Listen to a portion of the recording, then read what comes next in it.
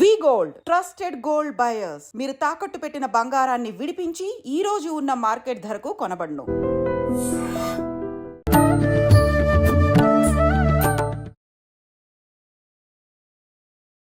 నమస్కారం, welcome to I dream. ధర్మ మార్గం విత్ విజిత కార్యక్రమానికి స్వాగతం.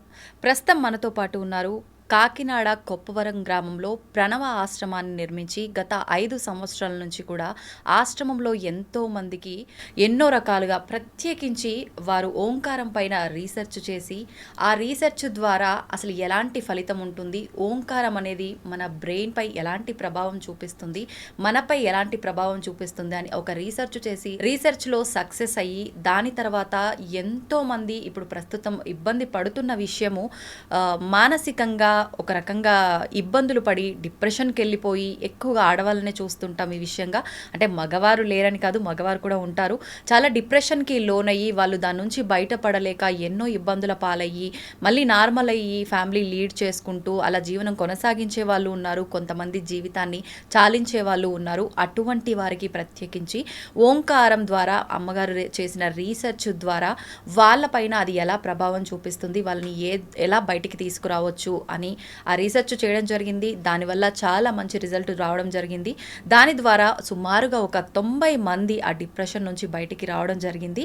వారే పూజ్య శ్రీ శ్రీ సుమిత్రానంద సరస్వతి గారు. ఇప్పుడు అమ్మతో మాట్లాడి మరిన్ని విషయాలు తెలుసుకునే ప్రయత్నం చేద్దాం. నమస్తే మాతాజీ. నమస్తే విదిత్ గారు. నమస్తే అమ్మ, ఎలా ఉన్నారు? బాగున్నాను అమ్మ. ముందుగా మీరు మొదటిసారి మన స్టూడియోకి వచ్చారు. అసలు ఏంటి మీ గురించి ఒక 4 విషయాలు మన ప్రేక్షకులకు తెలియజేయాలనుకుంటున్నాను. మీరు అంటే గత ఒక 2-3 సంవత్సరాల క్రిందటే ఇలా సన్యాసి జీవితం తీసుకోవడం చేశారు అని చెప్పి తెలిసింది. అసలు ఎందుకు అనిపించింది? నేను విన్నంత వరకు మీకు అంటే సుమారు స్కూలు కాలేజ్ వయసులోనే ఇలా తీసుకోవాలని చెప్పి అనిపించింది అని చెప్పి విన్నాను. అలా ఎందుకు అనిపించింది? అసలు ఏంటి దాని గురించి తెలియజేయండి అమ్మా. ఫ్యామిలీ పరంగా చూస్తే వాళ్ళు ముందు నుంచి స్పిరిచువల్లో ఉన్నారు. నా అన్వేషణ ఎంతసేపు సేవ చేయాలి, ఈ పవర్ దేంతో మనం అసలు నడుస్తున్నాము, ఈ ప్రపంచం అంతా ఏ శక్తి మీద ఆధారపడి ఉంది అనే విషయం మీద ఎక్కువగా నేను ప్రయాణం చేయటం జరిగింది. అలా చూసినప్పుడు మన ఋషులు మహాత్ములు ఎన్నో రకాల రీసెర్చ్ చేశారు. మనకి అగస్త్య మహాముని, భృగు మహర్షి వీళ్ళందరూ ఎంతో రీసెర్చ్ చేశారు. ఎంత పవర్ఫుల్గా అంటే అది మీకు ప్రపంచంలో అలా పబ్లిక్ వాళ్ళు చేసుకోలేదు, కానీ ఇన్నర్ ప్రయాణంలో మనిషి యొక్క శక్తి ఏమిటి అనేది చాలా రీసెర్చ్ చేసి మనకి తెలియచేశారు. ఏ శక్తి ద్వారా ఈ ప్రపంచం అంతా నడుస్తోంది, అది మనం పరమాత్మ భగవంతుడు అనుకుని మీరు ఏ పేరు పెట్టుకున్నా కానీ తప్పనిసరిగా మన సంకల్పానికి కానీ పంచభూతాల యొక్క శక్తి కానీ అన్ని కనెక్టివిటీ ఉంది అని చెప్పి మన మునులు ఋషులు అందరూ కూడా ఎంతో తెలియచేశారు. ఆ తర్వాత సినిమాలు ఇవన్నీ కూడా వాటిని స్టోరీల కింద తీసి దాన్ని చాలా స్థూలంగా చూపించడం జరిగింది. కాబట్టి అందరూ కూడా దాని మీద ఒక పురాణం కిందో లేకపోతే స్టోరీ కిందో దాన్ని తీసుకున్నారు తప్పించి, అదే మీరు ఉదాహరణగా ఆత్మ అంటే ఒక దెయ్యమనో ఏదో అలా తీసుకున్నారు తప్పించి దాని పవరు, దాని శక్తి, మనిషిలో శక్తి ఏంటి అనేది కరెక్ట్గా తీసుకోలేకపోయారు. సో నా అన్వేషణ అంతా కూడా దాని మీద ఎక్కువగా వెళ్ళింది. కాబట్టి మనిషికి ఇంత పవర్ ఉండి, ఇంత జ్ఞానం ఉండి, ఇంత చిన్న చిల్లర విషయాలకి దుఃఖపడటం ఏంటి, ఇంత శక్తిని వృధా చేసుకుంటూ డిప్రెషన్కి వెళ్ళడం ఏంటి అనే దాని మీద ఎక్కువగా నేను ఫోకస్ చేయటం జరిగింది. దాని మీద భాగంగానే నా అన్వేషణ అంతా జరిగింది. కాబట్టి అలా జర్నీ స్టార్ట్ అయింది. ఎప్పటి నుంచి స్టార్ట్ చేశారు? చిన్నప్పటి నుంచే సామాజిక సేవ అనేది చిన్నప్పటి నుంచే ఉంది, కానీ అప్పుడు నాకు పూర్తిగా కుదరలేదు. అయితే నేను మ్యారేజ్ చేసుకోను అని అనుకున్నాను, పూర్తిగా సమాజ సేవకు వెళ్ళిపోవాలనుకున్నాను, కానీ అది ఇంట్లో కుదరలేదు. అలాగా నేను చెప్తే వాళ్ళు ఒప్పుకోలేదు. కాబట్టి మ్యారేజ్ చేసుకునేటప్పుడే అలా సమాజ సేవ చేసే వాళ్ళని చూసుకుని మాకు రిలేటివ్ ఎవరో ఉంటే వారిని మ్యారేజ్ చేసుకున్నాను. ఇద్దరికీ అది సూట్ అయింది కాబట్టి ఇద్దరం సమాజ సేవ చేసుకోవాలని చేసేవాళ్ళం. అయితే నాకు తర్వాత చేస్తున్నప్పుడు వ్యక్తి భావనతో చేస్తున్నారు, అంటే అది కూడా గొప్ప కోసం పేపర్లో వేసుకోవడం కోసం అలా చేస్తున్నారు. అది కరెక్ట్ కాదనిపించింది నాకు. ఇంకా ఏదో అది రియల్గా చేసేవాళ్ళు ఎవరు అని అంటే నాకు మహాత్ములు ఎక్కువగా కనిపించారు. అంటే ఎటువంటి ఆశించకుండా ఫలితం చేసేవాళ్ళు గురించి అనుకున్నాను నేను. ఆ టైంలో నాకు తెలియదు, భగవాన్ రమణ మహర్షి ఎక్కువగా నాకు రావడము, ఆ విజన్ రావడము, తెలియడము, కనపడటము ఇవన్నీ జరిగితే అది తెలియలేదు నాకు. అంటే నేను స్పిరిచువల్లో అప్పుడు ఈ టైప్ ఆఫ్ బుక్స్ చదవడం కానీ అలా లేదు నేను. అందువల్ల పూర్తిగా సమాజ సేవలో ఉన్నప్పుడు నాకు అలా తెలిసినప్పుడు అప్పటికి నేను ఒక ఓల్డ్ ఏజ్ హోమ్ ముష్టి వాళ్ళకి, ఆడవాళ్ళకి రన్ చేసేదాన్ని. నేను ఎవరో ఫ్రెండ్స్ తోటి ఎవరో గోచి పెట్టుకుని ఇలాగా పర్వతాలు ఇటు దగ్గర ఎవరో వస్తున్నారు, చేతిలో బౌల్ పట్టుకుని స్టిక్ పట్టుకుని ఉన్నారు అంటే మగవాళ్ళకి కూడా నువ్వేమన్నా ఆశ్రమం పెడతావేమో, అదే నీ డ్రీమ్ అయి ఉంటుంది, ఆ విజన్ వస్తుంది అని చెప్పారు. నిజం అనుకున్నాను. కానీ ఎక్కువగా ఆయన నుంచి నాకు ఎక్కువ ఏదో ఒకటి మెసేజ్ వచ్చేది. అరుణాచలం గిరి వచ్చేది, అది నడుస్తున్నా కూర్చున్నా ఏం చేసినా అన్నింట్లో. అప్పుడు అది చాలా 1 year చాలా అది ఏంటో తెలియలేదు అసలు. ఆ తర్వాత ఎవరినో అడిగితే అది నాకు ఒక క్యాసెట్ చూపించారు, ఈయన రమణ మహర్షి ఇలా ఉంటారు అని చెప్పారు. మీరు ఒకసారి వెళ్తే బాగుంటుందని చెప్పారు. తర్వాత అరుణాచలం వెళ్ళాను. ఫస్ట్ టైం అరుణాచలం వెళ్ళినప్పుడు నాకు తెలియకుండానే లోపలంతా ఒక చేంజ్. మెడిటేషన్ అంటే ఏంటో తెలియదు, కానీ మెడిటేషన్లో కూర్చున్నాను. లోపల బోళ్ళ అనుభవాలు ఇవన్నీ. అక్కడి నుంచి నా జర్నీ మారిపోయింది, పూర్తిగా మారిపోయింది, చేంజ్ అయ్యింది. సో సమాజ సేవ అంటే శరీరానికి చేసేది కాదు, పూర్తిగా లోపల సోల్ శుద్ధి కావాలి. ఇలా పైన మనం సహాయం చేస్తే అది సరిపోదు, ఇంకా డీప్గా సాయం చేయాలి అనేది ఒక అన్వేషణ అయితే స్టార్ట్ అయింది. అప్పుడే స్టార్ట్ అయింది. అలానే అరుణాచలం నుంచి ఇంటికి వస్తే మళ్ళీ నాకు మెడిటేషన్ కుదిరేది కాదు. మళ్ళీ అదంతా చాలా ప్రాబ్లం అయ్యేది. అప్పటికి నేను జాబు ఇవన్నీ చేసేదాన్ని, సెలవు దొరకదు, ఫ్యామిలీలో ఉండే బోల్డ్ కమిట్మెంట్లు ఇవన్నీ చాలా ఉండేవి. అందుకని నేను అన్నీ ఒక్కొక్కటి వదులుకుంటూ నా అన్వేషణ ఇంకా డీప్గా స్టార్ట్ చేశాను. అంటే గృహస్థుగా ఉంటే మీరు చేయాలనుకున్నవన్నీ చేయలేను అన్న ఒక ఉద్దేశంతో అలా లేదు. ఎందుకంటే నాకు గృహస్థుగా నాకేమి పెద్ద ప్రాబ్లం లేదు. ఫ్యామిలీలో అందరూ నాకు సహకరించారు, అందరూ ప్రేమగానే ఉండేవారు, నేను కూడా అలాగే ఉండేది. అందుకని నాకు ఎడ్యుకేటెడ్ ఫ్యామిలీ, అందుకని నాకేమీ పెద్ద అంత గృహస్థుగా బాధలు అలా ఏమీ లేవు. ఏవో చిన్న చిన్నవి, అవి పెద్ద ప్రాబ్లము అనిపించలేదు నాకు. అంటే ఎప్పుడు మన ఫ్యామిలీ అనుకున్నప్పుడు అందులో పెద్ద ప్రాబ్లం అని అనిపించదు, అలా అనిపించలేదు నాకేమీ. గృహస్థుగా ఇబ్బంది పడి నేను రాలేదు, అలా రాలేదు. గృహస్థుగా ఉంటూనే నా సాధన చేసుకున్నాను. అలాని వాళ్ళ దగ్గర వాళ్ళకేదో లోటు చేసి కూడా కాదు, అది ధర్మము, అది పాత్ర పోషణ అనేది, ధర్మం అనేది అది చిన్నప్పటి నుంచి అది తెలుసు కాబట్టి గృహస్థుగా అది ఆ పాత్ర పోషణ చేస్తూ నా టైముని నేను సెట్ చేసుకోవడం అనేది జరిగింది. ఎక్కువగా నైట్ ధ్యానం చేయడానికి కానీ, అన్వేషణ సోషల్ సర్వీస్ నుంచి డీప్గా లోపలికి సోల్ అన్వేషణ అనేది స్టార్ట్ అయింది. మీరు ఓంకారానికి సంబంధించి రీసెర్చ్ చేశారు. అసలు ఏంటి ఓంకారం అనేది, ఎలా ఉపయోగపడుతుంది, మనందరం ఎలా ఉపయోగించుకోవచ్చు? మీరు అన్నారు ఇది బ్రెయిన్ పైన ప్రభావం చూపిస్తుంది అని చెప్పి. ఎలా ప్రభావం చూపిస్తుంది, ఎలాంటి ప్రభావం చూపిస్తుంది? ఉన్నది ప్రణవం శబ్దం పరబ్రహ్మ స్వరూపం అని నేను రామతీర్థుడు పుస్తకంలో చదివాను. అప్పటికే నేను కొంచెం అన్వేషణ చేస్తున్నప్పుడు స్పిరిచువల్గా భగవాన్ రమణ మహర్షి అరుణాచలం వెళితేనే నాకు అక్కడ మెడిటేషన్ కుదిరేది, ఇక్కడ గృహస్థగా ఉండి అరుణాచలంలో ఉండడం కుదిరేది కాదు. అందుకని కొంచెము కాకినాడలో ఏదన్నా ఎక్కడైనా స్పిరిచువల్గా ఆధ్యాత్మికంగా ఎదగాలనుకున్నాను. అప్పుడు అన్వేషణ సంస్థలు, ఎన్నో రకాల సంస్థలకి అన్నింటికీ వెళ్ళాను. ఎక్కడికి వెళ్ళినా నాకు సంస్థల డెవలప్మెంట్ తప్పించి నిజమైన స్పిరిచువల్ నాకు నా అన్వేషణలో నాకు దొరకలేదు. చాలా విసిగిపోయాను నేను. సత్సంగంలో ఎవరిదైనా సత్సంగం చెప్తున్నప్పుడు కూర్చుంటే, సత్సంగం చెప్పేటప్పుడు ఉపన్యాసము ఒకలా ఉండేది, వాళ్ళ లైఫ్ ఒకలా ఉండేది. ఆ నిజాయితీ నాకు కనిపించలేదు. స్పిరిచువల్లో ఉండే నిజాయితీ నాకు కనిపించలేదు.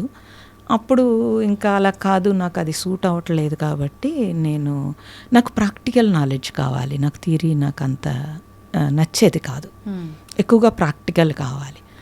ఆ టైంలో ఎవరో నాకు గిఫ్ట్ కింద రామతీర్థుడి పుస్తకం ఇచ్చారు. అది నేను చూసినప్పుడు అందులో ఉన్నది ప్రణవము, శబ్దం పరబ్రహ్మ స్వరూపము, ఓంకారంతో ఈ ప్రపంచమంతా నడుస్తుంది అనేది ఉంది. అక్కడి నుంచి నా అన్వేషణ స్టార్ట్ అయింది. ఆ ఓంకారం మీద మొత్తం మొదలైంది. అది ఎలాగా శబ్దము ఎలా వస్తుంది, ఏమిటి, మన మాట లేకపోతే బయట పక్షులు, గాలి, నీరు అన్నింటి నుంచి ఆ శబ్దము ఎలా వస్తుంది అనేది అన్వేషణ స్టార్ట్ చేశాము. దాని మీద ఉపనిషత్తులు, మాండూక ఉపనిషత్తులో అన్నింటిలో ఓంకారం మీద ఉంటుంది. ఇదంతా మొత్తము స్టడీ చేయటం జరిగింది. అది ప్రాక్టికల్ అవ్వాలి. మళ్ళీ అవును, ప్రాక్టికల్గా నేను ఆ ఓంకారాన్ని, నాకు తెలియదు కాబట్టి, ఎవరు గైడెన్స్ లేదు కాబట్టి ఉట్టినే ఓం ఓం అని పలకడమే అనుకున్నాను నేను.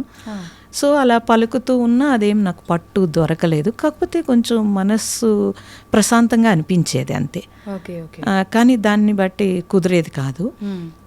ఆ తర్వాత ఇంకా ప్రతి క్షణం ఇంకా దాన్ని పట్టుకుని ప్రతి క్షణం అన్నింట్లో ఆ శబ్దాన్ని చూసేటప్పుడు అది ఎలాగా కనెక్ట్ అవుతుంది, ఇవన్నీ అలాగా నాకు అలా ఒక 3 years ఏమో నాకు అయినప్పుడు ఇంకా అంతా ఓంకారమే అనిపించేది. ఇంకా ఏమీ నాకు బయట ఏది సరిగ్గా వినిపించేది కాదు. ఎవరు మాట్లాడుతున్నా అది ఓంకారం కింద అనిపించేది. అలా బాగుంది. ఇలాగ నేను ఇంకేమీ ఎవరి దగ్గరికి వెళ్ళక్కర్లేదు, ఇలా బాగుంది అని. ఇంట్లో కూడా ఏ పని చేస్తున్నా అన్నింట్లో ఆ శబ్దాన్ని ఓంకారం కింద కనెక్ట్ చేసుకోవడం మొదలుపెట్టాను. అప్పుడు ఏమైందంటే ఫ్యామిలీ లైఫ్లో కొంచెం ఇబ్బంది వచ్చింది. ఏంటంటే నాకు ఇంకేమి వద్దు, ఈ ఓంకారం ఒక్కటే చాలా అనిపిస్తూ ఆ శబ్దంతో అలా కనెక్ట్ అయిపోయి ఉండిపోయేదాన్ని. ఇప్పుడు ఇప్పుడు మనం ఒక దోశ వేసామనుకోండి, ఫస్ట్ సౌండ్ వస్తుంది కదా, ఆ శబ్దం కూడా నాకు ఓంకారం కింద అనిపించి దాంట్లో అలా ఏకమై ఉండిపోయేదాన్ని. ఈలోగా ఇది మాడిపోయేది. అప్పుడు కొంచెం ఇబ్బంది వచ్చేది ప్రతి దాంట్లో. ప్రతి చేస్తున్న పని పైన ధ్యాస ఉండేది కాదు, ఓంకారంలోనే నిమగ్నం అయిపోయి ఉంది. కూర్చుంటే ధ్యానము అసలు 8 గంటలు 7 గంటలు అలా ఏదో అలా ఒక డీప్ స్టేజ్కి వెళ్ళినట్టు అనిపించేది. అందరూ చెప్పేవారు ఇది సమాధి స్థితి అని. బాగుంది సమాధి స్థితి, తాటే రావట్లేదు అసలు. అప్పటికి చిన్న అమ్మాయి, ఆవిడ స్కూల్ నుంచి వస్తే మళ్ళీ డిస్టర్బ్ చేస్తుందని ఫ్యామిలీ లైఫ్లో కొంచెం అది డిస్టర్బెన్స్ వచ్చింది కొంచెం. అందుకోసం ఎక్కడైనా ఆశ్రమాల్లో ఉండిపోవాలి, ఎక్కడికైనా వెళ్ళిపోవాలి అలా అనిపించేది. కానీ ధర్మం కాదు, అది ధర్మం కాదు. మనం తీసుకున్న పాత్ర పోషణ చేయాలి. కొంచెం ఉమ్మడి కుటుంబం ఉండేది, వాళ్ళ పేషెంట్లు ఉండేవాళ్ళు, వాళ్ళని చూసుకోవడము ఇవన్నీ చాలా ఇబ్బంది అయ్యేది. రెస్పాన్సిబిలిటీని నేను తప్పించుకుంటున్నానేమో, అది కరెక్ట్ కాదు. అంటే తప్పించుకోలేను, అలా అని ఉండలేను. మెడిటేషన్ చేసుకోవాలి, టైం ఉండదు. ఈ ప్రాబ్లమ్ కొంచెం ఫేస్ చేశాను. అలాని వాళ్ళు ఎవరు ఇబ్బంది పెట్టలేదు, కానీ నాకు నేను ఇబ్బంది పడ్డాను. నన్ను ఎవరు రిస్ట్రిక్షన్ చేసి నువ్వు ఇది వద్దు అని నన్ను ఏమనలేదు, కానీ నాకు నేను ఇబ్బంది పడ్డాను. అంటే రెండు బ్యాలెన్స్ చెయ్యలేకపోవడం అనేది నేను ఇబ్బంది పడ్డాను. ఆ టైంలో నేను అరుణాచలం వెళ్ళిపోయి అక్కడ నేను కూర్చుని నేను రమణ మహర్షిని నాకు ఇదంతా విడుదల చేసే, నేను ఇక్కడే ఉండిపోతే బాగుండు అనిపించే స్థితి ఉండేది. ఎక్కువగా వెళ్ళిపోవడము ఇవన్నీ చేసేదాన్ని. ఆ టైంలో అక్కడ నేను మెడిటేషన్ హాల్లో మెడిటేషన్ చేసుకుంటున్నప్పుడు సుబ్రహ్మణ్య పోటీ గారని కేరళ వారు, నేను డిస్టర్బెన్స్ అవుతుందని బయటకు వచ్చేస్తుంటే నా వెంటపడి నాకు తెలియచేశారు, ఇలా కాదు సాధన, నువ్వు ఇంకా డీప్గా వెళ్ళొచ్చు, నేను చెప్తాను అంటే. వద్దు, నాకు అప్పటికే గురువులు అంటే నాకు నమ్మకం లేదు, వద్దు, నాకు ప్రాక్టికల్ నాలెడ్జ్, నాకు ఆల్రెడీ ఓంకారము నేను చేసుకుంటే నాకు వద్దు అంటే. కాదు, ఒక గురువు అవసరం అని చెప్పారు ఆయన. అంటే లేదు, ఆత్మే గురువు అని పుస్తకాలు చదివి ఆత్మే గురువు తప్పించి బాహ్య గురువు అవసరం లేదు అని నేను చెప్పాను. భగవాన్ అవసరం అండి, అవసరం అని తర్వాత తెలుసుకున్నాను. నిన్ను నువ్వు తెలుసుకోమన్నాడు కాబట్టి నన్ను నేను తెలుసుకుంటున్నాను కాబట్టి నాకు అవసరం లేదని చెప్పాను. కాదని వారు వెంటపడి నాకు కాకినాడ వచ్చి చాలా వెంటపడ్డారు. వెంటపడి సరే నా దగ్గర కూర్చో నువ్వు, అప్పుడు చూద్దామన్నారు. వారి దగ్గర కూర్చుంటే అంతకుముందు 8 గంటలు 10 గంటలు చేసే నేను వారి దగ్గర ఒక్క నిమిషం కూడా కూర్చోలేకపోయాను. ఎందుకని? వాళ్ళ పవర్ అలా ఉంది, వాళ్ళ శక్తి అలా ఉంది. సో ఎప్పుడు కూడా మనము చాలా గ్రేట్ అనుకుంటాము, మనకంటే గ్రేట్ పర్సన్ కనిపించినప్పుడే తెలుస్తుంది మనం ఎక్కడ ఉన్నాము అనేది. అంటే మీరు అంతంతసేపు ఓంకారనామం చేసి చేసి కూడా తర్వాత ఒక స్థితికి వచ్చిన తర్వాత కూడా వాళ్ళ నేను ముందు నేను నిల్చోలేకపోయాను. వాళ్ళంతా యోగ విద్యలు. మా నాన్నగారు కూడా యోగ విద్య ఉంది, కానీ అప్పుడు వాళ్ళు చెప్పినా నేను వినలేదు. సో వీరిని చూసిన తర్వాత నాకు అర్థమైంది, సో ఇది కాదు, అయితే ఏదో ఉంది అని తెలిసి వారి దగ్గర నేను ఇనిషియేషన్ తీసుకోవడము అన్నీ జరిగినవి. అక్కడి నుంచి ప్రాక్టీస్, రోజుకి 6 hours ప్రాక్టీస్, ఆహారం లేకుండా చేయాల్సి ఉండింది. గృహం దాటకుండా, ఆహారం లేకుండా ఇవన్నీ చేస్తున్నా. లేదు లేదు లేదు, నేను గృహంలో ఉన్నాను కాబట్టి నైట్ ఫ్రూట్స్ ఏదైనా తీసుకోవచ్చు, కానీ రోజంతా అసలు ఇంకా ఆహారం తీసుకోవడానికి కంప్లీట్. అవన్నీ చాలా నియమాలతో కూడుకున్న యోగ విద్యలు. అంటే ఎవరైనా ఇలానే చేయాల్సి ఉంటుంది? అలా ఏమీ లేదు, అలా మీకు మీరుగా పెట్టుకున్నదా? మీ వాళ్ళు ఇచ్చింది. ఓకే, వాళ్ళు ఇచ్చింది. అంటే అలా చేస్తే అది ఫలిస్తుందా? లేదు లేదు, లోపల పట్టు సాధించాలి అని అంటే ఇంద్రియ నిగ్రహం కావాలి ముందు. యోగ విద్యలో ఎప్పుడూ కూడా యోగం అంటే కలయిక కాబట్టి దీంతో మనం కలుస్తున్నామో అప్పుడు మన ఇంద్రియాలు ఎనర్జీ బయటికి వెళ్లకుండా ఒకే దాని మీద ఫోకస్ చేయాలి. అదే ఓంకారము. నేను బాహ్యం చేశాను, ఆంతరం చేసేటప్పుడు ఆ కనెక్షన్ కావాలి. కనెక్షన్ కావాలనంటే మన దృష్టి ఇంక దేని మీదకి ఫోకస్ అవ్వకుండా కంప్లీట్ మనతో, అది భగవాన్ నీతో నువ్వు ఉండడం అంటే అది చెప్పాడు, కానీ అది అర్థం అవ్వదు అందరికీ. మనతో మనం ఉండడం అని అంటే మనకి ఇప్పుడు చూడండి, మనతో మన కళ్ళు మూసు కూర్చున్నాం అనుకోండి, మన థాట్ ఏటో వెళ్ళిపోతుంది. మరి మీతో మీరు ఉన్నట్ట లేదు. మరి మీ థాట్ మీరు కంట్రోల్ ఎందుకు చేయలేకపోతున్నారు? ఆ కంట్రోల్ కోసం యోగ విద్య. అలాగే ఇప్పుడు రోడ్డు మీద నడుస్తున్నాము, ఎక్కడో మీకు ఒక వాసన, సమోసా వాసన ఏదో వచ్చింది, మీకు ఇష్టం అనుకోండి, మీరు వెంటనే మీరు అది తీసుకోవాలనిపించిన అప్పుడు టైం లేకపోయినా తర్వాతైనా అది తీసేసుకుంటారు. ఖచ్చితంగా. అంటే మనకి కంట్రోల్ లేదు. ఎవరో మనల్ని తిట్టారు, వెంటనే మనకి కంట్రోల్ ఉండదు, రియాక్ట్ అవుతాము. ఇవన్నీ చూసుకుంటే కనుక మన ఇంద్రియాల మీద, మన మనస్సు మీద మనకి గ్రిప్ లేదు. అప్పుడు నన్ను నేను ఎలా తెలుసుకుంటానండి? నన్ను నేను ఎలా పట్టుకుంటాను? భగవాన్ ఇది చెప్పాడు, కానీ భగవాన్ అందరికీ అర్థం కాలేదు. సో నన్ను నేను అన్వేషించటం అని అంటే అసలు నేనేంటి అనేది తెలియాలి ఫస్ట్. ఓకే, నా కంట్రోల్ ఏంటి అసలు ఇది కూడా తెలియాలి. నా మనసు, ఇవన్నీ ఇదంతా సాధనతోటే తెలుస్తుంది. ఆ సాధన చేయాలి అని అంటే తప్పనిసరిగా మనము నియమం అంటే ప్రత్యేకమైన నియమం అని కాదు, మన మీద మనకి గ్రిప్ కోసం అంతే. అది మనము చేసేటప్పుడే మనకు తెలుస్తుంది. అంటే అది ఆ వ్యక్తిపై ఆధారపడి ఉంటుందా? సాధన చేసే విధానము, ఎప్పుడు ఆ ఏకాగ్రత కుదురుతుంది? ఇప్పుడు మీరు చెప్పినవన్నీ ఆ జరిగే విధానం అంతా అందరికీ ఒకేలా ఉంటుందా? వాళ్ళు పెట్టే ఆ ఫోకస్ని, వాళ్ళు తీసుకునే ఏకాగ్రతను బట్టి ఉంటుందా? ఆలోచనలు కంట్రోల్ చేసుకునే విధానాన్ని బట్టి ఉంటుందంటారా? వాళ్ళ స్థితిని బట్టి ఉంటుంది.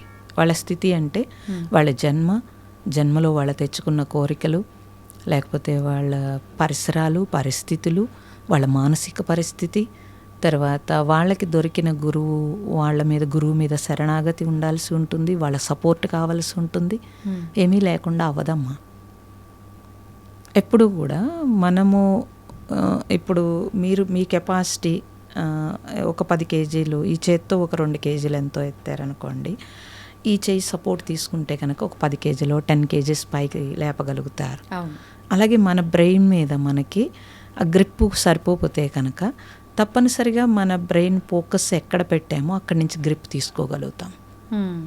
ఇప్పుడు మీరు పిల్లల్ని మీరు ఫస్ట్ క్లాస్ వాళ్ళు ABCDలు మీరు రాయించేసుకోగలరు, స్కూల్కి ఎందుకు పంపుతున్నారు అని అంటే మీరు అంటే అల్లవాటు అయిపోయి వాడి బ్రెయిన్ అలా తీసుకోదు. వెంటనే వాడికి కావాల్సింది ఏదో చేయటం కోసం మిమ్మల్ని ప్లీజ్ చేసేయగలుగుతాడు. కొత్తగా ఒక టీచర్ అనేటప్పటికీ అతనికి ఒక భయము, ఒక రెస్పెక్ట్, ఒక ఏదో ఉంటుంది. అప్పుడు ఆ బ్రెయిన్ వెంటనే క్యాచ్ చేస్తుంది. అంతే కదా.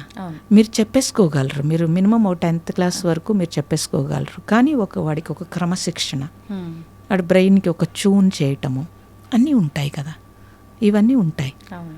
అలా మీరు స్పిరిచువల్లోకి వచ్చేటప్పటికి దాని గురించి టోటల్ మనం అన్నీ తెలుసుకోవాలి అని అంటే ఆ నాలెడ్జ్ కావాలి, ఆ జ్ఞానం తెలుసుకోవాలి. అలాగే ఆ జ్ఞానాన్ని మనలో ఇమిడ్చుకోవడానికి మనకు ఒక పట్టు కావాలి. మనకు ఒక పట్టు కావాలి అని అంటే మనకి మనల్ని ప్రేమించేవాళ్ళో లేకపోతే మనకి నేర్పేవాళ్ళో మనల్ని పూర్తిగా పైకి తీసుకురావాలి అనుకునేది ఒక గురువే ఉండగలుగుతాడు. తల్లిదండ్రులు కంటే ఎక్కువగా ఎవరు మనల్ని ప్రేమించలేరు కదమ్మా. అవును. అలాగే జ్ఞానంలో మాత్రం గురువు ఒక్కళ్ళే మనకి పైకి తీసుకురాగలుగుతారు. నిజమైన గురువుని ఎలా ఎంపిక చేసుకోవచ్చు అంటారమ్మా? ప్రస్తుతం ప్రతి ఒక్కరూ అంటే కాషాయం వేసుకున్న ప్రతి ఒక్కరూ నిజమైన సన్యాసి జీవనమా అని అంటే నమ్మలేము. అంటే మీరు తప్పుగా అనుకోకూడదు, సమాజం అలా ఉంది. ఒక గురువు అని అంటే గురువు స్థానంలో ఉన్న ప్రతి వ్యక్తి నిజమైన గురువా అంటే చెప్పలేము. అసలు ఎలా ఎంపిక చేసుకోవచ్చు అంటారా గురువుని? అంటే ఇలా చెప్తే పీపుల్కి నచ్చదు, కానీ నిజమే చెప్పాలని అంటే వాస్తవం మాట్లాడితే కనుక మనం నిజాయితీగా ఉంటే నిజమైన గురువు దొరుకుతాడమ్మా. ఫస్ట్ మనకేం కావాలి? మనకి నిజంగా స్పిరిచువల్ కావాలా, ఈ భౌతిక లాభాల కోసం మనం స్పిరిచువల్కి వెళ్తున్నామా? ఇది ఫస్ట్ మనకి క్లారిటీ కావాలి. నిజంగా స్పిరిచువల్ కావాల్సిన వాళ్ళకి నిజమైన గురువు దొరుకుతున్నాడు కదా. కాదు, ఇక్కడ ఏమవుతుంది అని అంటే స్పిరిచువల్ కావాలి, అలాగే భౌతిక లాభాలు కూడా కావాలి. అప్పుడు దానికోసమే కదా మనము నేను ఇల్లు కట్టుకోవాలి, లేకపోతే నేను మా అమ్మాయి పెళ్లి చేయాలి, లేకపోతే ఏవో నాకు కావాలి అని గురువుని ఆశించి నువ్వు గురువుకి లంచం ఇవ్వడం మొదలుపెట్టావు. అదే కదా ఆశీర్వాదం అంటే. ఏ ఆశీర్వాదం కావాలి నీకు? ఆత్మోన్నతి వైపు ప్రయాణం చేయాలనుకుంటున్నామా మనం? అలా ఎవరండి అడిగేది? ఎన్ని సంవత్సరాల నుంచి ఒక్క సాధకుడు కోసం చూశాను నేను, దొరకలేదు నాకు అసలు. స్పిరిచువల్, నిజమైన స్పిరిచువల్ కోసం ఎవరు రావట్లేదండి. ఇప్పుడు గురువు, నిజమైన గురువు లేడు అని అంటున్నారు, కానీ నిజమైన శిష్యుడు ఉన్నాడు అసలు? ఎక్కడున్నారు చెప్పండి అసలు? అలా మనకి మనం క్వశ్చన్ చేసుకుంటే సరిపోతుంది. మీకు ఎక్కడైనా స్పిరిచువల్లో చూస్తే కనుక గురువుని నువ్వెతుక్కోకలేదు, నువ్వు తయారై ఉంటే గురువుని ఎదురుపడతాడని శాస్త్రం చెప్తోంది మనకి. అందరు మహాత్ములకి అదే జరిగింది. మరి మనకేం కావాలనేది మనకి స్పష్టత లేదు. ఫస్ట్ ఉంటే కనుక గురువు ఎదురుపడతాడు. ఇప్పుడు మేము అరుణాచలంలో మా అంతటా మేము కూర్చున్నప్పుడు ఎదురుపడి వచ్చారు. సో ప్రతి దాంట్లోనూ ఎవరికైనా సరే తనకి నిజాయితీ ఉంటే కనుక భగవంతుడు ఆ నిజాయితీకి తగ్గట్టుగా తనకి ఏం కావాలనేది తనకి ఆయనే చూసుకుంటాడు. ఇప్పుడు మీరు అన్నట్టుగా నిజమైన శిష్యుణ్ణి గురువే వెతుక్కుంటూ వస్తారన్నారు కదా. అంటే వాళ్లకు ఈ సాధన చేయటం వల్ల ఏదైనా దివ్య దృష్టి ఉంటుందా? ఎదుటి వారిని అంచనా తప్పకుండా ఉంటుంది. వాళ్ళ వైబ్రేషన్స్ నెగిటివ్ లేకుండా వాళ్ళకు ఉన్న పాజిటివ్ ఏదైతే ఉంటుందో ఆ పాజిటివ్ వాళ్ళకి తాకుతుంది. వాళ్ళు కూడా వెతుకుతూ ఉంటారండి. నిజమైన శిష్యుడి కోసం గురువు ఎప్పుడు అన్వేషిస్తూనే ఉంటాడు. వాళ్ళ విద్య లేకపోతే వాళ్ళు నేర్చుకున్నది ఎవరొకరికి అందించడానికే కదా, ఇదంతా లోక కళ్యాణం కోసం కదా. వాళ్ళు కూడా వెతుకుతూనే ఉంటారు. గురువు కళ్ళు ఎప్పుడు శిష్యుడి కోసం వెతుకుతూ ఉంటాయండి. మీరన్నట్టు సమాజంలో అన్ని రకాల పీపుల్ ఉంటారు. దాన్ని ఉపయోగించుకుని భౌతిక లాభాలు పొందే వాళ్ళు ఉంటారు. అప్పుడు వాళ్ళు భౌతిక లాభాలు పొందే శిష్యులు ఎవరైతే ఉన్నారో వాళ్ళే కనెక్ట్ అవుతారు. నిజంగా సాధకులు ఎవరైతే ఉండి నిజంగా సిన్సియర్గా నాకు సాధన తప్పించి ఇంకొకటి వద్దు అనుకున్న వాళ్ళకి భగవంతుడు ఆటోమేటిక్గా దారి చూపిస్తాడు. అయితే ఇప్పుడు ఒక మనిషి పుట్టిన తర్వాత అసలు ఆ మనిషి పర్పస్ ఏంటి, ఎందుకు ఆ జన్మ తీసుకున్నాడు అనే ఒక విషయాన్ని ప్రతి ఒక్కరం మర్చిపోతున్నామని చెప్పి మీలాంటి వాళ్ళందరూ కూడా చెప్తూ ఉంటారు. అసలు ఏంటి, ఇప్పుడు నేను ఒక జన్మ తీసుకున్నా, నేను పుట్టిన తర్వాత ఒక వయసు వచ్చే వరకు తల్లి పెంపకము, తర్వాత వాళ్ళ పెంపకంలో ఉంటూనే స్కూల్స్, కాలేజెస్, తర్వాత మ్యారేజ్ లైఫ్, తర్వాత నా పిల్లలు, నా రెస్పాన్సిబిలిటీస్, వీటిపైనే నా ఫోకస్ వెళ్తుంది. మీరన్నట్టుగా వీటితో పాటు భగవంతుడిపై నాకు నిజమైన భక్తి ఉండొచ్చు, ఉండకపోవచ్చు. నేను ఇవి బ్యాలెన్స్ చేసుకుంటూనే వెళ్తున్నాను తప్ప అసలు నేను వచ్చిన పర్పస్ ఏంటి అనే దానిపైన నేను ఆలోచన చేయలేకపోతున్నా. ఎలా తెలుస్తుంది అసలు మనం ఏ పర్పస్ మీద వచ్చాము? ఈ జీవనం ఇలా కొనసాగించి మళ్ళీ పుట్టుక, చావు, ఇది ఈ కంటిన్యూ ఈ సర్కిల్ ఇలా జరగటమేనా? అసలు ఏంటి, ఎలా తెలుస్తుంది నా జన్మకు అసలు అర్థం ఏంటి, నేను ఎందుకు వచ్చాను అని? మీకే అనిపిస్తూ ఉంటుంది. మీకు చేస్తున్న పని మీద విసుగు, చిరాకు, లేకపోతే ఏదో ఇబ్బంది, లేకపోతే బాధ వచ్చినప్పుడల్లా మీకు అనిపిస్తూనే ఉంటుంది ఇది కాదు జీవితం అని. ఎవ్వరికీ అనిపించకుండా ఉండదు అసలు. ప్రతినిత్యం అనిపిస్తూ ఉంటుంది ఇది కాదు జీవితం అని అనిపిస్తూ ఉంటుంది. అనిపించినా సరే మనకున్న కోరికలు, మనకున్న ఆశలు, లేకపోతే కమిట్మెంట్లు, మనకున్న పరిస్థితులకి మనం లొంగుతూ ఉంటాం. వాస్తవం. తప్పనిసరిగా అందరూ లొంగుతారు. అందుకు ఎవరైనా సరే అసలు వచ్చింది ఎందుకు అనేది అందరూ అన్వేషించకపోయినా మరణం తెలియచేస్తోంది. ఇక్కడి నుంచి ఏమీ తీసుకువెళ్ళట్లేదు, అన్నీ వదిలేసి వెళ్ళిపోతామని తెలియచేస్తోంది. తర్వాత మనం ఏ పని అయితే చేసామో ఆ పని నుంచి మనకి ఎప్పుడైనా సరే రిజెక్షన్ కానీ, తిట్లు కానీ, లేకపోతే ఇబ్బందులు కానీ వచ్చినప్పుడు మనకి విసుగొస్తుంది. అప్పుడు ఉదాహరణ ఏదైనా చెప్పగలుగుతారమ్మా దీనికి? ఇంట్లో పిల్లలు కానీ, లేకపోతే భర్త కానీ, లేకపోతే మీ చదువుకున్న చదువు, జాబ్ కానీ మీకు సాటిస్ఫాక్షన్ రానప్పుడు, మీరు వాళ్ళు ఏదైనా మనల్ని అన్నప్పుడు తప్పనిసరిగా మనకు అనిపిస్తుంది కదా. అవును, అనిపిస్తుంది. అప్పుడు మీరు ఏం చేస్తారు? సహజంగానే కాదు, ఒక వయసు వచ్చిన తర్వాత అయినా సరే మనం ఏమనుకుంటాము, ఇది కాదు స్పిరిచువల్ లైఫ్ అని కొంచెం అన్వేషణ స్టార్ట్ చేస్తారు. నేనేమంటానంటే, అందుకు స్పిరిచువల్ లైఫ్ స్టార్ట్ చేసావా? ఒరిజినల్గా మన సోల్ ఏమిటి, అసలు మనం ఎక్కడి నుంచి వచ్చామో, ఇప్పుడు ఏం చేస్తున్నామో, తిరిగి ఎక్కడికి వెళ్తాము అని అన్వేషణ స్టార్ట్ చేస్తే కనుక తప్పనిసరిగా ఎవరికి వాళ్ళకి తెలుస్తుంది. ఈ సోల్ సమాధానం దొరుకుతుంది. ఈ సోల్ అసలు ఎందుకు వచ్చింది, అసలు ఏ పర్పస్ మీద వచ్చింది. సరే మీరన్న పరిస్థితిలో ఫ్యామిలీయో అది ఎన్ని రోజులో ఉండదు. ఒక 20 years వస్తే పిల్లలు మన దగ్గర ఉండరు. వాళ్ళు 20 అక్కర్లేదు, ఇదివరకైతే 20, ఇప్పుడు 10 yearsకి నువ్వు నాకు అక్కర్లేదు, నువ్వేమన్నా మనీ పే చేస్తే నేను నా సంగతి నేను చూసుకుంటాననే పరిస్థితి వచ్చేసింది. సో వాళ్ళు కూడా మన దగ్గర ఉండడానికి ఇష్టపడట్లేదు. ఎంత దూరంగా ఉంటే అంత ప్రేమ ఉంటుంది, అది తెలుస్తుంది మనకు కూడాను. అప్పుడు మన పర్పస్, లేకపోతే వాళ్ళ చదువు, వాళ్ళ మ్యారేజ్ అయిపోయిన తర్వాత అయినా సరే మనం ఒంటరి అవుతాం. భార్యాభర్తలు ఇద్దరు ఉన్నా కూడా సెల్ ఫోన్ వచ్చిన తర్వాత ఎవరికి వాళ్ళే ఒంటరి, ఇంకా అసలు ఆ కమిట్మెంట్లు కూడా పోయినాయి. అప్పుడు నీ టైం అలా సెల్ ఫోన్తో గడిపిన కొద్ది రోజులు బాగుంటుంది, తర్వాత బోర్ కొట్టేస్తుంది. అందుకే కదండి అందరూ యాత్రలకు వెళ్ళడమో, లేకపోతే ఇంకో దానికి ట్రిప్పులకు వెళ్ళడమో, ఏదో చేసి కాసేపు మనస్సుని చేంజ్ చేస్తున్నారు. మనస్సును హుషారు తెచ్చుకోవడం కోసము డబ్బు ఖర్చు పెట్టి ఏవో చేసుకుంటున్నారు.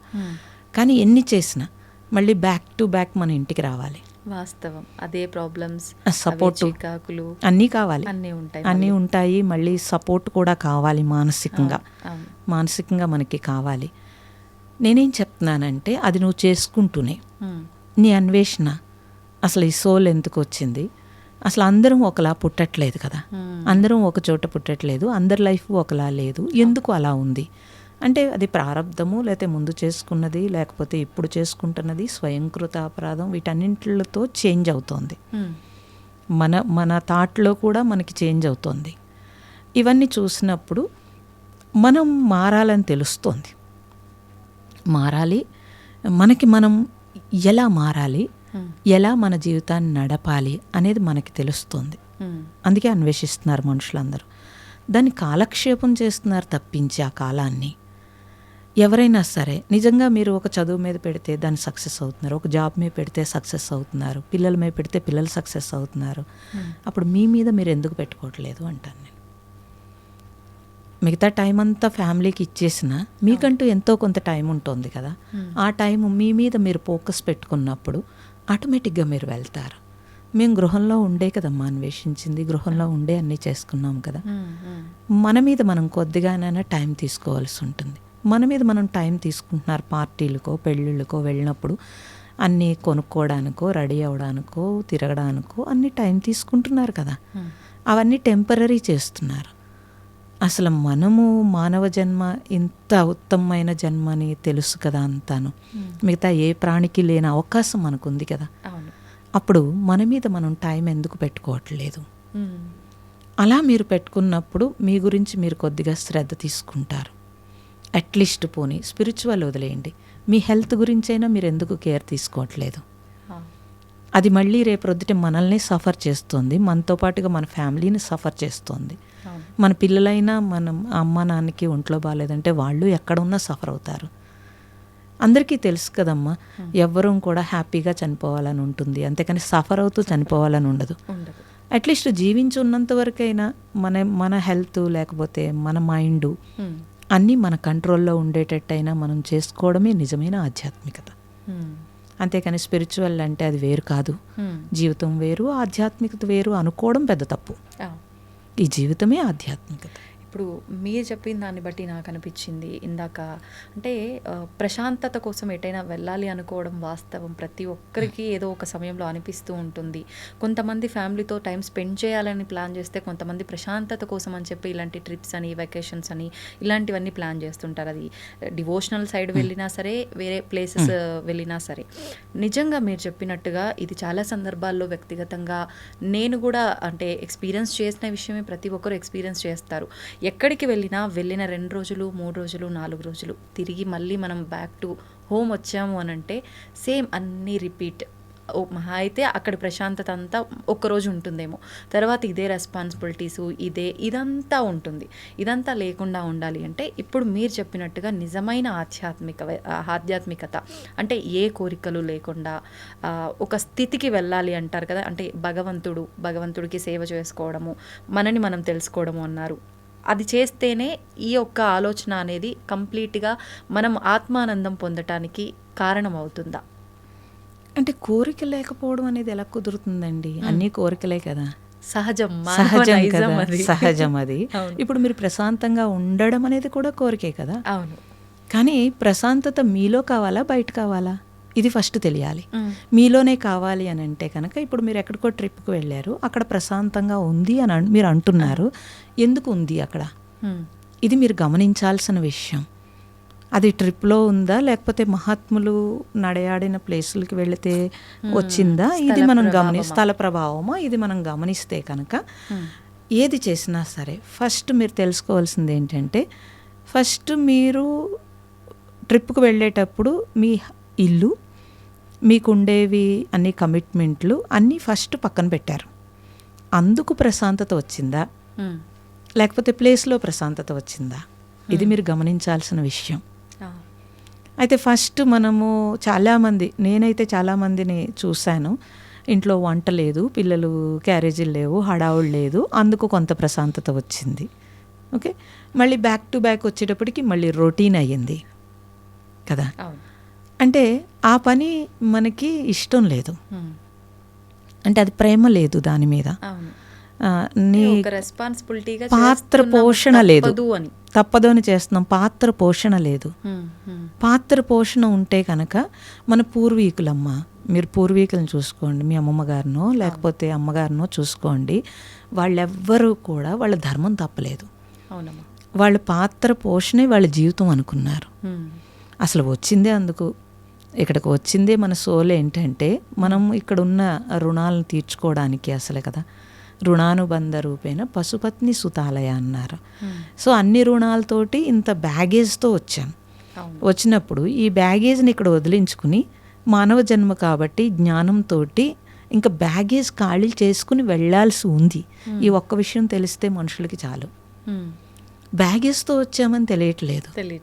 ఈ బ్యాగేజ్ని మోస్తూ ఇంకొంచెం బ్యాగేజ్ని తెచ్చుకుంటున్నారు, మూట కట్టుకుంటున్నారు. ఎలాగూ చేస్తున్నారు పని, ఎలాగో పిల్లల్ని పెంచటము అన్నీ ఎలాగూ చేస్తున్నారు, కానీ అది ధర్మంగా చేయట్లేదు, సక్రమంగా చేయట్లేదు.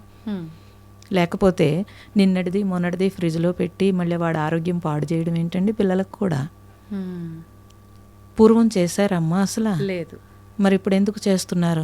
పోనీ అలానే ఉద్యోగం చేసే ఆడవాళ్ళ కోసం అదంతా చేశారు పోనీ అనుకుందాం. ఉద్యోగం లేని వాళ్ళు ఏం చేస్తున్నారు అసలు? గృహంలో చాలా పని ఉంటుంది, నేను కాదన్ను, గృహంలో చాలా పని ఉంటుంది, కానీ ఆ పనిని పర్ఫెక్ట్గా చేసుకుంటే కనుక చాలా ఈజీగా ఉంటుంది. చాలా స్పీడ్గా మీరు మార్నింగ్ బయలుదేరి వచ్చేయాలి అని అంటే కనుక మీరు ఏదైనా కొంచెం ముందు రోజు తయారు చేసి పెట్టుకోవడం తప్పని నేను చెప్పట్లేదు. కానీ అసలు ఇంట్లోనే ఉండి కూడా వారం రోజులకి మనం ఒక పిండి తయారు చేసి ఫ్రిడ్జ్లో పెట్టుకుంటామండి. మరి ఇంట్లో వాళ్ళ పొట్ట ఏమైపోతుంది? అది అసలు ఎవరు ఆలోచించరు. అప్పుడు ఎలా ధర్మం పాటించాం? సో 10 మంది పిల్లలుండి 15 మంది పిల్లలుండి ఇన్ని ఫెసిలిటీస్ లేనప్పుడు వాళ్ళెవరూ అలా బద్దకించలేదు. అవును. ఎవరికి ఏ టైంకి ఏం కావాలో వాళ్ళు పరుగు పెట్టి చేశారు, ప్రేమతో చేశారు. ఇప్పుడున్నట్టు అడ్వాన్స్ ఏది టెక్నాలజీ కూడా లేదు, ప్రతిదీ వాళ్ళ స్వహస్తాలతో చేసుకున్నారు, ఆరోగ్యంగా ఉన్నారు, ఆనందంగా జీవించారు. కుటుంబం అంటే అందరూ ఒక ప్రేమతోటి ఒక యూనిటీతో ఉన్నారు. ఇప్పుడు ఉన్నారా చెప్పండి? లేదు. కానీ అది ఎక్కడి నుంచి పోయింది? అప్పటి కాలంలో మీరన్నట్టుగా ఏదైతే ఈ స్త్రీలు వాళ్ళ ధర్మాన్ని వాళ్ళు కరెక్ట్గా నిర్వర్తించారో, మగవారు ఒక్కరే అప్పట్లో అంటే వ్యవసాయం చేసిన సంపాదన అనేది వారొక్కరిపైనే ఉండేది. వాళ్ళ కర్తవ్యం వాళ్ళు కరెక్ట్గా నిర్వర్తిస్తే వీళ్ళ కర్తవ్యం వీళ్ళు కరెక్ట్గా నిర్వర్తించారు. కానీ ఇప్పుడున్న విధానం అంతా కూడా పరిస్థితుల రీత్యా అనుకోవచ్చు, ఇంకా ఏదైనా అనుకోవచ్చు, అన్నీ మారుతూ వచ్చాయి కదమ్మా. అప్పుడు ఇది బ్యాలెన్స్ చేయడం కష్టం అవుతుంది కదా. తప్పు కాదు. ఇప్పుడు సంపాదన ఇద్దరు సంపాదించకపోతే కనుక జీవితం గడవదు కాబట్టి తప్పు కాదు. కానీ నేను చూస్తున్న ఫ్యామిలీస్లో కూడా ఇద్దరు జాబ్ చేస్తూ, ఈవెన్ అమెరికాలో నేను ఇప్పుడు క్లాసెస్ వేదిక యూనివర్సిటీ ఓంకారము మీద రీసెర్చ్ చేసే వాళ్ళకి అవి కూడా చెప్తాను. ఎవ్రీ ఇయర్ అమెరికా వెళ్తానండి. అక్కడ కూడా చూస్తున్నాను సైంటిస్టులు పెద్ద పెద్ద వాళ్ళు కూడా వాళ్ళు హోమ్ ఫుడ్ తయారు చేసుకుంటారు. అస్సలు టైం లేకపోయినా రెడీమేడ్ ప్యాక్డ్ ఫుడ్ తీసుకోరు అసలు. ఈవెన్ బ్రెడ్ కూడా తయారు చేసుకుంటారు. ఎలా చేసుకుంటున్నారు వాళ్ళు? అంటే వాళ్ళ ప్లానింగ్లోనే ఉందండి లైఫ్ ప్లానింగ్లోనే ఉంది. ఇప్పుడు మేము కూడా ఎన్నో సోషల్ సర్వీస్ చేసినా ఎంత చేసినా ఇప్పుడు కూడా ఆశ్రమంలో ఆర్గానిక్ పండిస్తాము, పొయ్యి మీద వండుతాము. నాకు ఇప్పటికీ రోజు చెప్తారు, అమ్మ ఇది ఒక్కటే కదా గ్యాస్ మీద పెట్టేద్దామా అని అడుగుతారు. నో, వద్దు, కట్టెల పొయ్యి మీదే చేయండి. సన్ రైజ్ పడుతూ ఉంటే అది మనం తినేటప్పుడు అది మీకు హెల్తీ ఫుడ్, నెమ్మదిగా అలవాటు పడతారు. టైం సరిపోదు అంటారు, మీరు చేస్తుంటే టైం సరిపోతుంది. ఇప్పుడు మేమే పండించుకుంటాము, మేమే వండుతాము, మేమే ఆశ్రమం చూసుకుంటాము, క్లాసెస్ చెప్తాము, అన్నీ చూస్తాము. ఎలా టైం సరిపోతుంది అంటే అక్కడ ఇప్పుడు మేనేజ్ చేసుకోవడం అంటాము. మనము టైము మేనేజ్ చేసుకోవడం చేత కానప్పుడు ఇవన్నీ వస్తాయండి. తప్పనిసరిగా చాలామంది జాబ్ చేస్తూ కూడా చాలా హెల్దీ ఫుడ్ తీసుకుంటారు, చాలా హెల్దీ లైఫ్ ఫుడ్ లీడ్ చేస్తారు, టైం పిల్లలకి ఇవ్వగలుగుతారు. టైం లేదు అనేవాళ్ళు నేనేం చెప్తానంటే 24 hours భగవంతుడు ఇచ్చింది అందరికీ. ప్రైమ్ మినిస్టర్ గారికి కూడా అదే 24 hours కదండి. మరి అందరూ చేస్తున్నారు కదా. అంటే మనం ఎలా ఉపయోగించుకుంటున్నాం అనే నాలెడ్జ్ ఉండాలి మీకు. అనే నాలెడ్జ్ ఉన్నప్పుడు ఇప్పుడు తెలుస్తుంది. ఆ టైం మేనేజ్ చేయటం అనేది తప్పనిసరిగా మనకు తెలియాలమ్మా. తర్వాత నేనేమంటానంటే ప్రేమ ఉంటే అన్నీ పక్కకి వెళ్తాయి. ప్రేమ లేనప్పుడు అన్నీ విసుగు, చిరాకు, కోపము, నేను చేయాలా అనేది అన్నీ వస్తాయి కదా. ఇద్దరు జాబ్ చేస్తూ భార్యాభర్తలు ఇద్దరు చక్కగా లీడ్ చేసుకోగలుగుతారు లైఫ్ని. ఇద్దరు జాబ్ చేస్తూ ఒకరినొకరు కొట్టుకుంటూ ఇంట్లో గజిబిజి చేసుకుంటారు చాలామంది. ఇది చూస్తే అది మనం మేనేజ్ చేసుకోవడంలోనే ఉంటుంది ఏదైనా సరే. నాకు కూడా చాలామంది ఒకే క్వశ్చన్ అడుగుతారు, సాధన చేయడానికి టైం లేదమ్మా, టైం ఎలా కుదురుతుంది అని అంటారు. మరి 24 hours మీ టైంని ఎలా మేనేజ్ చేస్తున్నారు అని అడుగుతాను. అప్పుడు చూస్తే 4 గంటలు 5 గంటలు వాళ్ళకి టైం వస్తుంది. అప్పుడు ఎక్కడి నుంచి వచ్చింది ఇదంతా? ఒక ప్లాన్ ఉండాలి. ఒక ప్లాన్ ఉంటేనే కానీ అవ్వదు అసలు. పిల్లల్ని మీరు తీసుకోండి, కొంతమంది పిల్లలు వాళ్ళు చదివేసుకుంటారు, సినిమాలు చూస్తారు, ఆడేసుకుంటారు, అన్నీ చేయగలుగుతారు. కొంతమంది పిల్లలు చూస్తే మాకు అసలు టైం లేదు, ఇదే టైం సరిపోవట్లేదు అంటారు, స్ట్రెస్ ఫీల్ అవుతూ ఉంటారు. అంటే దాన్ని మేనేజ్ చేసుకునేది పేరెంట్స్ కరెక్ట్గా చేస్తే పిల్లలు కూడా కరెక్ట్గానే చేస్తారు. మనం పిల్లల్ని పెంచాలనుకుంటున్నాము, కానీ వాళ్ళు ప్రాక్టికల్గా పెరగాలి అని అంటే వాళ్ళు చూసి పెరుగుతారు. పేరెంట్స్ సక్రమంగా ఉంటే తప్పనిసరిగా పిల్లలు చూసి పెరుగుతారు. సో తప్పనిసరిగా మన పెద్దవాళ్ళు చూడండి అమ్మ, వాళ్ళు దేనికి వాల్యూ ఇవ్వాలో దానికే వాల్యూ ఇచ్చారు కాబట్టి వాళ్ళ దగ్గర టైం ఉంది. అప్పుడు మనం అది ఇవ్వట్లేదు. దేనికి ఇంపార్టెన్స్ ఇవ్వాలి అది ఇవ్వట్లేదు మనం, అందువల్ల మన దగ్గర టైం లేదంటున్నాను నేను. జాబు తప్పనిసరిగా అవసరము, జాబు అవసరం లేదని ఎవరు చెప్పరు అసలు.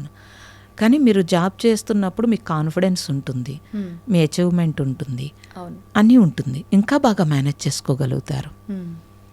అంటే మీ బ్రెయిన్ కూడా ఇంకా షార్ప్ అవుతుంది అన్నింటిలో షార్ప్ అవుతుంది. ప్రతి దాంట్లోనూ మీరు మీ కాన్ఫిడెన్స్ లెవెల్స్ పెరుగుతూ ఉంటాయి. అప్పుడు అంటే ఇంట్రెస్ట్ లేక, ఇప్పుడు జాబ్లో మీరు తప్పనిసరిగా మీరు ఆఫీస్లో ఎన్ని రకాలు అందరికంటే ఉన్నతంగా ఎదగడానికి ఎన్నో రకాలు ట్రై చేసుకుంటున్నారు కదమ్మా. సో ఫ్యామిలీలో ఆ ఇంట్రెస్ట్ చూపిస్తే కనుక ఫ్యామిలీ లైఫ్ చాలా బాగుంటుంది. మనల్ని కేర్ చేసేది, లవ్ చేసేది ఒక ఫ్యామిలీయే కదా. అది మనకి బూస్టింగ్ అవుతుంది, తప్పనిసరిగా ఇంకొంచెము ఎంకరేజ్ అవుతుంది. అయితే అందరికీ ఇంట్లో సహకరించకపోయే వాళ్ళు ఉండవచ్చు గాక, నేను ఉంటారని నేను అన్ను. కానీ నేనేమంటానంటే ఒక మ్యారేజ్లో ఎప్పుడూ కూడా పాజిటివ్ ఎన్ని ఉంటాయి, నెగిటివ్ అన్నీ ఉంటాయి. మనం రెండు తీసుకోగలిగితేనే లైఫ్ సరిగ్గా వెళుతుంది. నాకు పాజిటివ్ ఒకటే కావాలి, నాకు నెగిటివ్ వద్దంటే ఘర్షణ వస్తుంది. అది ప్రాబ్లం. యాక్సెప్ట్ చేయగలగాలి. ఆ యాక్సెప్ట్ చేయడానికి స్పిరిచువల్ ఉపయోగపడుతుంది. మా స్పిరిచువల్ అంటే ఇప్పుడు ఒక్కొక్కరు ఒక్కో రకంగా, అంటే భగవంతుణ్ణి పూజించే విధానం కానివ్వండి, ధ్యానించే విధానం కానివ్వండి, ప్రతి ఒక్కటి కూడా నవవిధ భక్తి మార్గాలు అని చెప్పి మనం అది నామం తలుచుకుంటున్నామా, ఎవరైనా చెప్తే వింటున్నామా, మన నోటి ద్వారా ఎవరికైనా చెప్తున్నామా, లేదు అంటే భగవంతుడి ముందు కూర్చొని మనం పూజ చేస్తున్నామా, ఇలా రకరకాలుగా ఎవరికి తోచింది వాళ్ళు. ఇదంతా నేనేం చేయను, కూర్చొని ఒక నామము లేదు, ఏదీ లేదు, నా పాటికి నేను సైలెంట్గా అలా నమస్కారం చేసుకొని కూర్చుంటా అనంటే అలా చేసుకున్నా కూడా అది సాధన కిందే వస్తుందా? మీరన్నట్టుగా ఒక స్థితికి వెళ్ళే అవకాశం ఉంటుందా? లేదు అనంటే ఏదో ఒక నామాన్ని, ఇప్పుడు మీరు చెప్పినట్టుగా ఓం అనే దాన్ని మీరు తీసుకున్నారు, ప్రణవాన్ని. అలా ఏదైనా ఖచ్చితంగా భగవంతుడి నామాన్ని కానీ ఏదైనా మంత్రాన్ని కానీ తీసుకోవాల్సి ఉంటుందంటారా? మీ మానసిక పరిస్థితిని బట్టి ఉంటుందమ్మా. మీరే అన్వేషించుకోవాలి మీకు ఏది సూట్ అవుతుంది.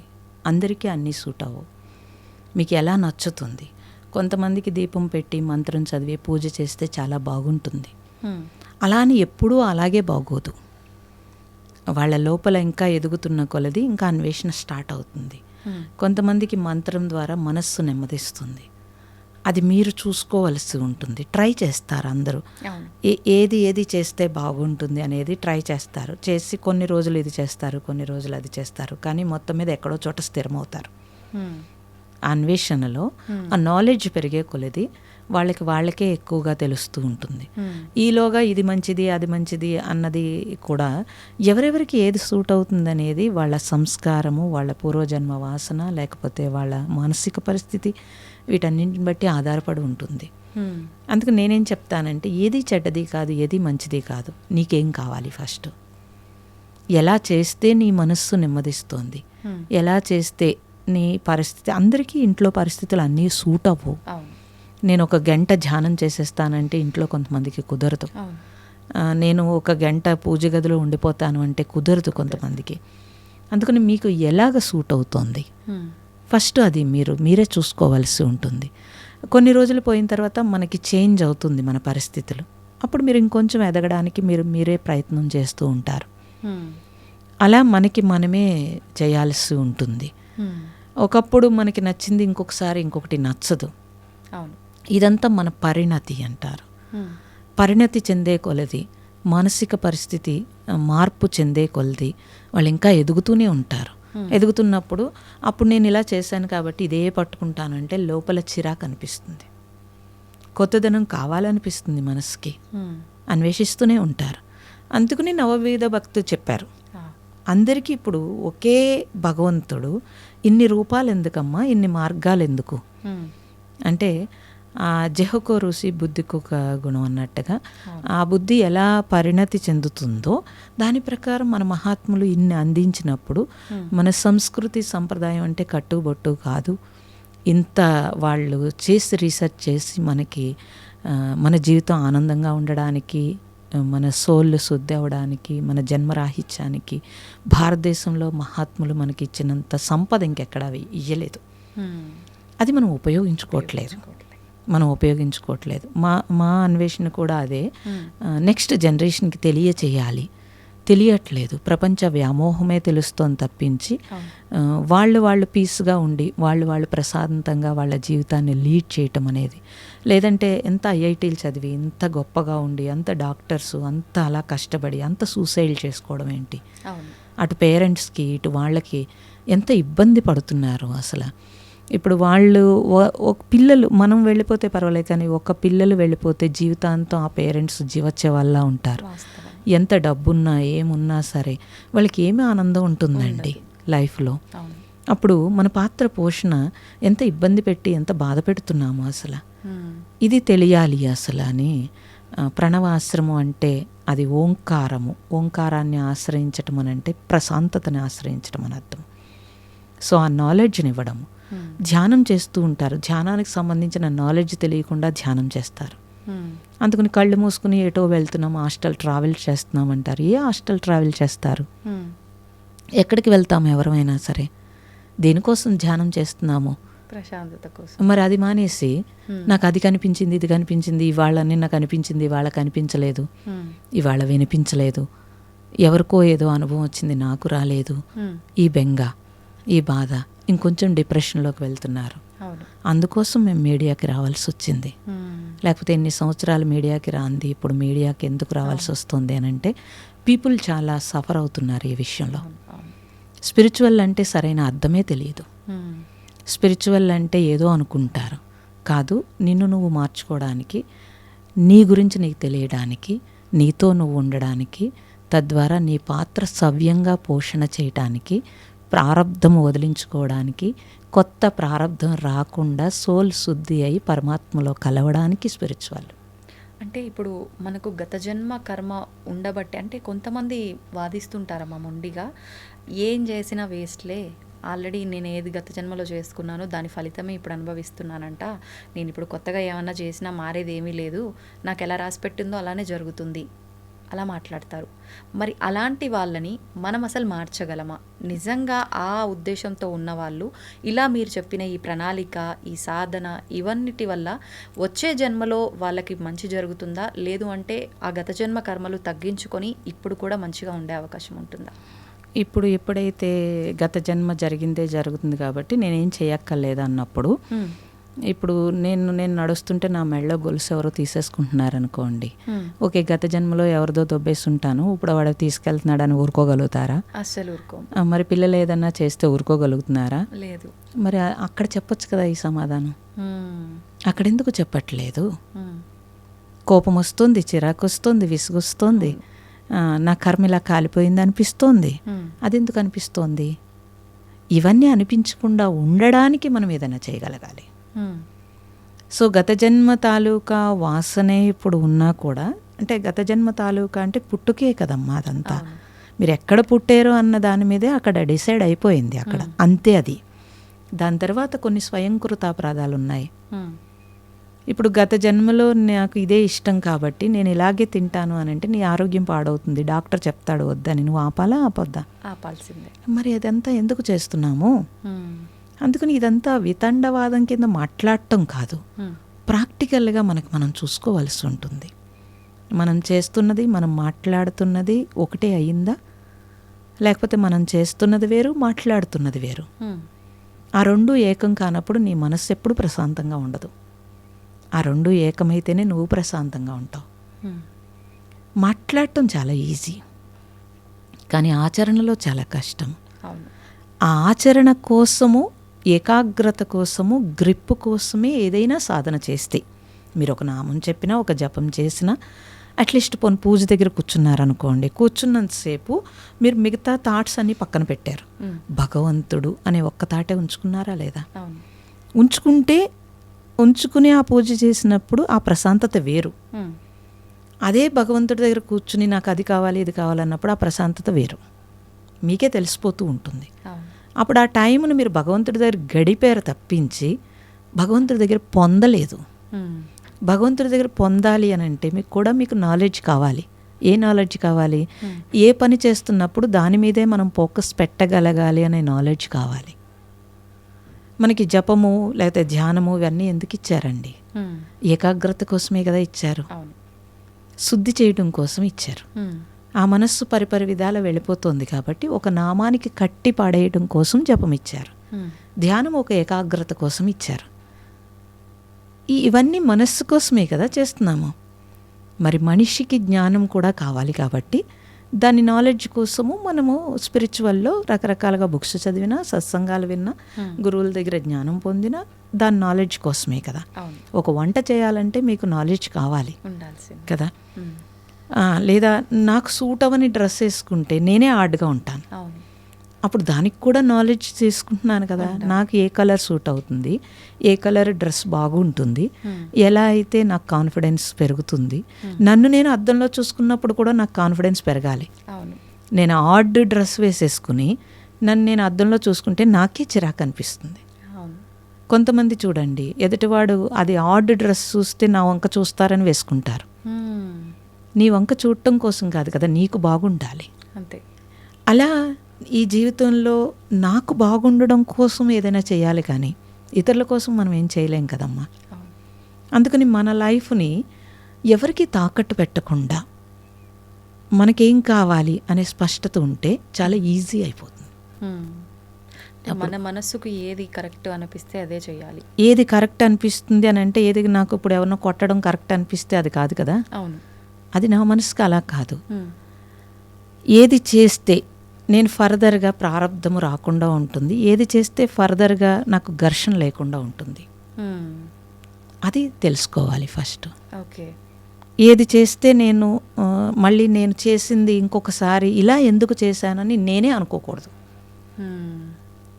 ఏది చేస్తే ఇది ఓకే, ఇది కరెక్ట్ అని నాకు అనిపించాలి, ఎవరి కోసమో కాదు. అవును, రిగ్రెట్ ఉండకూడదు, ఆలోచించాలి ముందుగా. రిగ్రెట్ ఉండకూడదు. ఏది చేస్తే నువ్వు కరెక్ట్గా నీకు బాగుంటుంది అంటే అందరికీ అన్నీ సూట్ అవ్వవు. నాకేది కావాలి, నాకేది సూట్ అవుతుంది. ఇప్పుడు ఎవరిని పిల్లల్ని పెంచాలన్నా పక్కవాడు ఏదో చేస్తుంటే అలా పెంచుతాం మనం. అలా కాదు కదా, వాడికేం కావాలి, వాడి ద్వారా మనమేమి చేయాలనుకుంటున్నాము, ఇది తెలిసిన పేరెంట్ కరెక్ట్గా పేరెంటింగ్ కరెక్ట్గా ఉంటుంది. అది తెలియకుండా పక్క వాళ్ళు ఏదో చేస్తుంటే మనం ప్రెజర్ పెడితే కనుక అప్పుడు ఆ బిడ్డ రేపు రొద్దుటే మనల్ని తిడతాడు. నీ ఇష్ట ప్రకారం నన్ను రుద్దేవని చెప్తాడు. కానీ ఇప్పటి పిల్లలు కూడా అలానే ఉన్నారు కదమ్మా, పక్కన వాళ్ళతో పోల్చుకొని. మరి మనం నేర్పిందే కదమ్మా, మనం నేర్పిందే కదా, ఇదంతా మనం నేర్పిందే కదా. వాడికి ఏం తెలీదు. మీరు జీన్ ప్యాంట్ వేస్తారు, వేస్తే వాడికి అసలు జీన్ ప్యాంట్ అంటే తెలుసా? 1 year 2 yearsకి వాడికి తెలుసా? అసలు తెలియదు. వాడు దాని మీద తర్వాత ఏం చేస్తాడు, వాడు ఆల్రెడీ వేసేసుకున్నాడు కాబట్టి పక్కవాడు ఏం వేసుకున్నాడో చూస్తాడు. అప్పుడు దాని మీద ఫోకస్ పెడతాడా పెట్టడా? పెడతాడు. మరి మన పెద్దవాళ్ళు అలా చేశారా?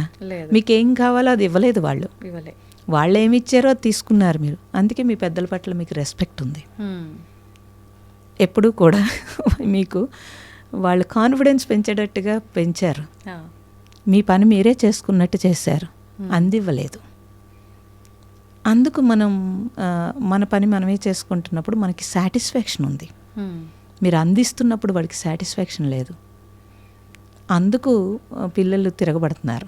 అంటే ఇప్పుడు ప్రస్తుతం జరుగుతున్న పిల్లల విషయంలో జరిగే పొరపాట్లకి పిల్లల తప్పేమీ లేదు, పెద్దవాళ్ళ ఆలోచన విధానం కరెక్ట్గా, పేరెంటింగ్ కరెక్ట్గా లేకపోవడం వల్లే అనుకోవచ్చామా? అయితే ఇది అంటే అలా అంటే మరి పెద్దవాళ్ళు అందరూ తిట్టుకుంటారు. కానీ నేను చూసిన ప్రపంచంలో చూస్తే కనుక సొసైటీ నుంచి వచ్చే ప్రభావం కొంత ఉంటుందండి, పేరెంట్స్ నుంచి కూడా కొంత ఉంటుంది. పేరెంట్స్ నుంచి కరెక్ట్గా ఉంటే సొసైటీలో వాడు ఏదైనా అంటించుకున్నా కూడా మళ్ళీ వాడు వదిలేయగలుగుతాడు. సొసైటీ పేరెంట్స్ 2 ఒకేలా ఉంటే కనుక వాడు వదలలేడు. ఎందుకంటే పరిసరాల్లో అదే నేర్చుకున్నాడు, సొసైటీలో కూడా అదే ఉంది. అప్పుడు వాడు ఎలా నేర్చుకుంటాడు చెప్పండి?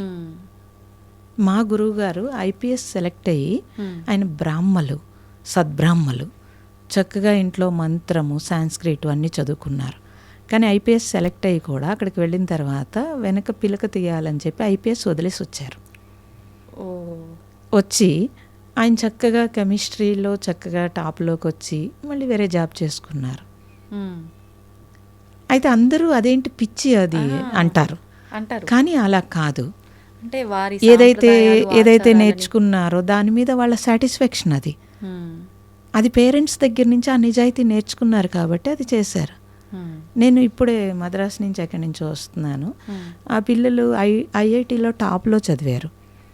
కానీ వాళ్ళు బయట సొసైటీలా లేకుండా భార్యాభర్తలు ఇద్దరూ కూడా చక్కగా వాళ్ళు కావాల్సి వచ్చినట్టు ఉన్నారు. మ్మ్.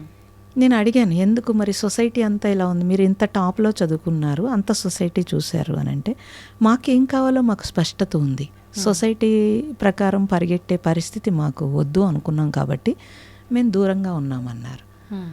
నేను అప్పుడు వాళ్ళ బ్యాక్గ్రౌండ్ చూస్తే పేరెంటింగ్ అలా ఉంది, మ్మ్. వాల్యూస్తో కూడుకున్న జీవితం పేరెంటింగ్ చేశారు వాళ్ళు. చేస్తే ఆ పిల్లలు చక్కగా ఉన్నారు. మ్మ్. ఇంత మంచి సొసైటీలో కూడా, అంటే ఇంత మోడర్న్ సొసైటీలో కూడా వాళ్ళు హ్యాపీగా ఉన్నారు. అలా చాలా బిజీ లైఫ్ లీడ్ చేస్తున్నారు. మ్మ్. ఇంటికి వచ్చేటప్పటికి చాలా హ్యాపీగా ఉన్నారు ఇద్దరు. అమ్మ, ఒక చిన్న క్వశ్చన్, మీరు తప్పుగా అనుకోవద్దు. అంటే ఇప్పుడు మనం పెంచే విధానము, మనం పిల్లలకు ఆ విలువలు అవన్నీ నేర్పించకపోవటం వల్లే కరెక్ట్గా ఇలా ఉంది అని, అది వాస్తవం, ఒప్పుకుంటా. కానీ కొన్ని సందర్భాల్లో చాలా విలేజెస్ అలాంటి వాటి దగ్గర పేరెంట్స్కి అసలు ఏ నాలెడ్జ్ తెలీదు. వాళ్ళు పొద్దున్న లేస్తే ఇంత వండుకొని తిన్నామా, వాళ్ళ పనికి వాళ్ళు కూలి పనికి వెళ్ళామా వచ్చామా తప్ప పిల్లల విషయంలో ఏమి పట్టించుకోరు. అలా ఉన్న కుటుంబాల నుంచి, గ్రామాల నుంచి వచ్చిన వాళ్ళు కూడా ఎన్నో విలువలతో ఉన్నారు. మరి అట్లా ఎలా జరుగుతుందంటారు? సంస్కారం అండి, పుట్టుకతో సంస్కార బలం ఉంటుంది. ఆ సంస్కార బలంలో 25% పేరెంట్స్ నుంచి నేర్చుకుంటే, 25% సొసైటీ నుంచి నేర్చుకుంటే 50% వాడి సంస్కారం ఉంటుంది. ఆ సంస్కారంలో ఒక చెడు ఉందనుకోండి, ఆ చెడులో పేరెంటింగ్ కూడా చెడు ఉందనుకోండి, వాడు 50% చెడులో 75% చెడు వస్తుంది. అవును. సొసైటీలో చెడు 100% చెడు వస్తుంది. ఆ సంస్కారంలో 50% మంచి ఉంది. పేరెంటింగ్లో 25% చెడు ఉంది. సొసైటీలో 25% మంచి తీసుకున్నాడు అనుకోండి, 75% మంచి, 25% చెడే తీసుకుంటాడు. అప్పుడు వాడు ఆలోచించుకుంటాడు ఎదిగిన తర్వాత. ఎప్పుడూ కూడా జీన్స్ అంటే, ఇప్పుడు ఒక తల్లి 4-3 పిల్లల్ని కంటే కనుక ఒకటి సంస్కారం ఒకలా ఉంటుంది, ఒకటి సంస్కారం ఒకలా ఉంటుంది. పేరెంటింగ్ ఒకేలా ఉంటుంది, కానీ వాడి సంస్కార బలం నుంచి వస్తాడు. ఎప్పుడైతే వాడి పేరెంటింగ్ అందరికీ ఒకేలా ఉన్నా, సొసైటీలో వాడు ఏ గుణముందో అది తీసుకున్నాడు అని అంటే తప్పనిసరిగా వాడు మారుతాడు. వీళ్ళు ఏమంటున్నారు, హాస్టల్కి వెళ్ళి మా పిల్లోడు చెడిపోయాడు అంటారు. అదే హాస్టల్కి వెళ్ళి మంచిగా వచ్చిన పిల్లలు ఉన్నారు. అదే హాస్టల్లో ఎందుకు చెడిపోయాడంటే వాడి గుణం ఎలా ఉందో అలాంటి ఫ్రెండ్స్నే లీడ్ చేసుకుంటాడు, అలాంటి ఫ్రెండ్స్నే తీసుకుంటాడు. అందుకని ఫస్ట్ పేరెంట్స్ కంపల్సరీ వాల్యూస్ పూర్వం మరి ఇచ్చారు కాబట్టి సొసైటీ అంతా కూడా వాల్యూస్తో ఉంది. పేరెంటింగ్లో వాల్యూస్ లేకపోతే కనుక సొసైటీలో వాల్యూస్ లేవు అంటున్నారు. ఎక్కడి నుంచి వచ్చినాయి? సొసైటీ అంటే మనమే కదమ్మా, మనమే కదా. మరి మనమే పాడు చేస్తే ఎలాగా? అందుకని ఫస్ట్ పిల్లలకి మనము మనీగా చూస్తున్నామే తప్పించి, మనీ అయితే వాళ్ళు సంపాదించుకుంటున్నారు, ఇవాళ టాప్ రేంజ్లో డబ్బులు సంపాదించుకుంటున్నారు, కానీ జీవితంలో ఫెయిల్యూర్ అవుతున్నారు పిల్లలు. మరి అప్పుడు పేరెంట్స్ బాధపడుతున్నారా లేదా? ఇప్పుడు మార్చలేరు, వాళ్ళని మార్చలేరు.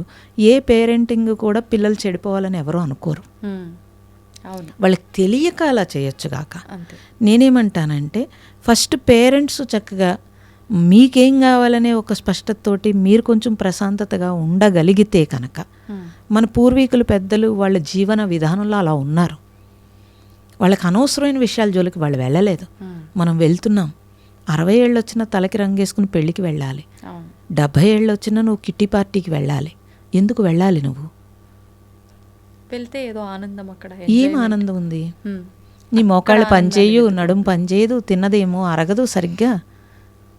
పిల్లలు ఇది అడుగుతున్నారండి. మేము స్టూడెంట్స్కి క్లాసెస్ చెప్తాము, వాళ్ళు మేము ఎక్కడి నుంచి నేర్చుకోవాలని అడుగుతున్నారు. మా పేరెంట్సే యాక్సెప్ట్ చేయరు, మేము ఎక్కడి నుంచి నేర్చుకోవాలి? మేము ఓంకారము యూనివర్సల్ శబ్దం అనంటే, నన్ను ఈ డ్రెస్ చూసి చదువు అదివరకు యాక్సెప్ట్ చేశారు పిల్లలు. ఇప్పుడు ఈ డ్రెస్ చూసి క్రిస్టియన్స్ యాక్సెప్ట్ చేయరు, ముస్లిమ్స్ యాక్సెప్ట్ చేయరు. నేను క్వశ్చన్ చేస్తున్నాను, ఇప్పుడు మీరు మేము అందరం పలికేది ఒకే శబ్దం కదా.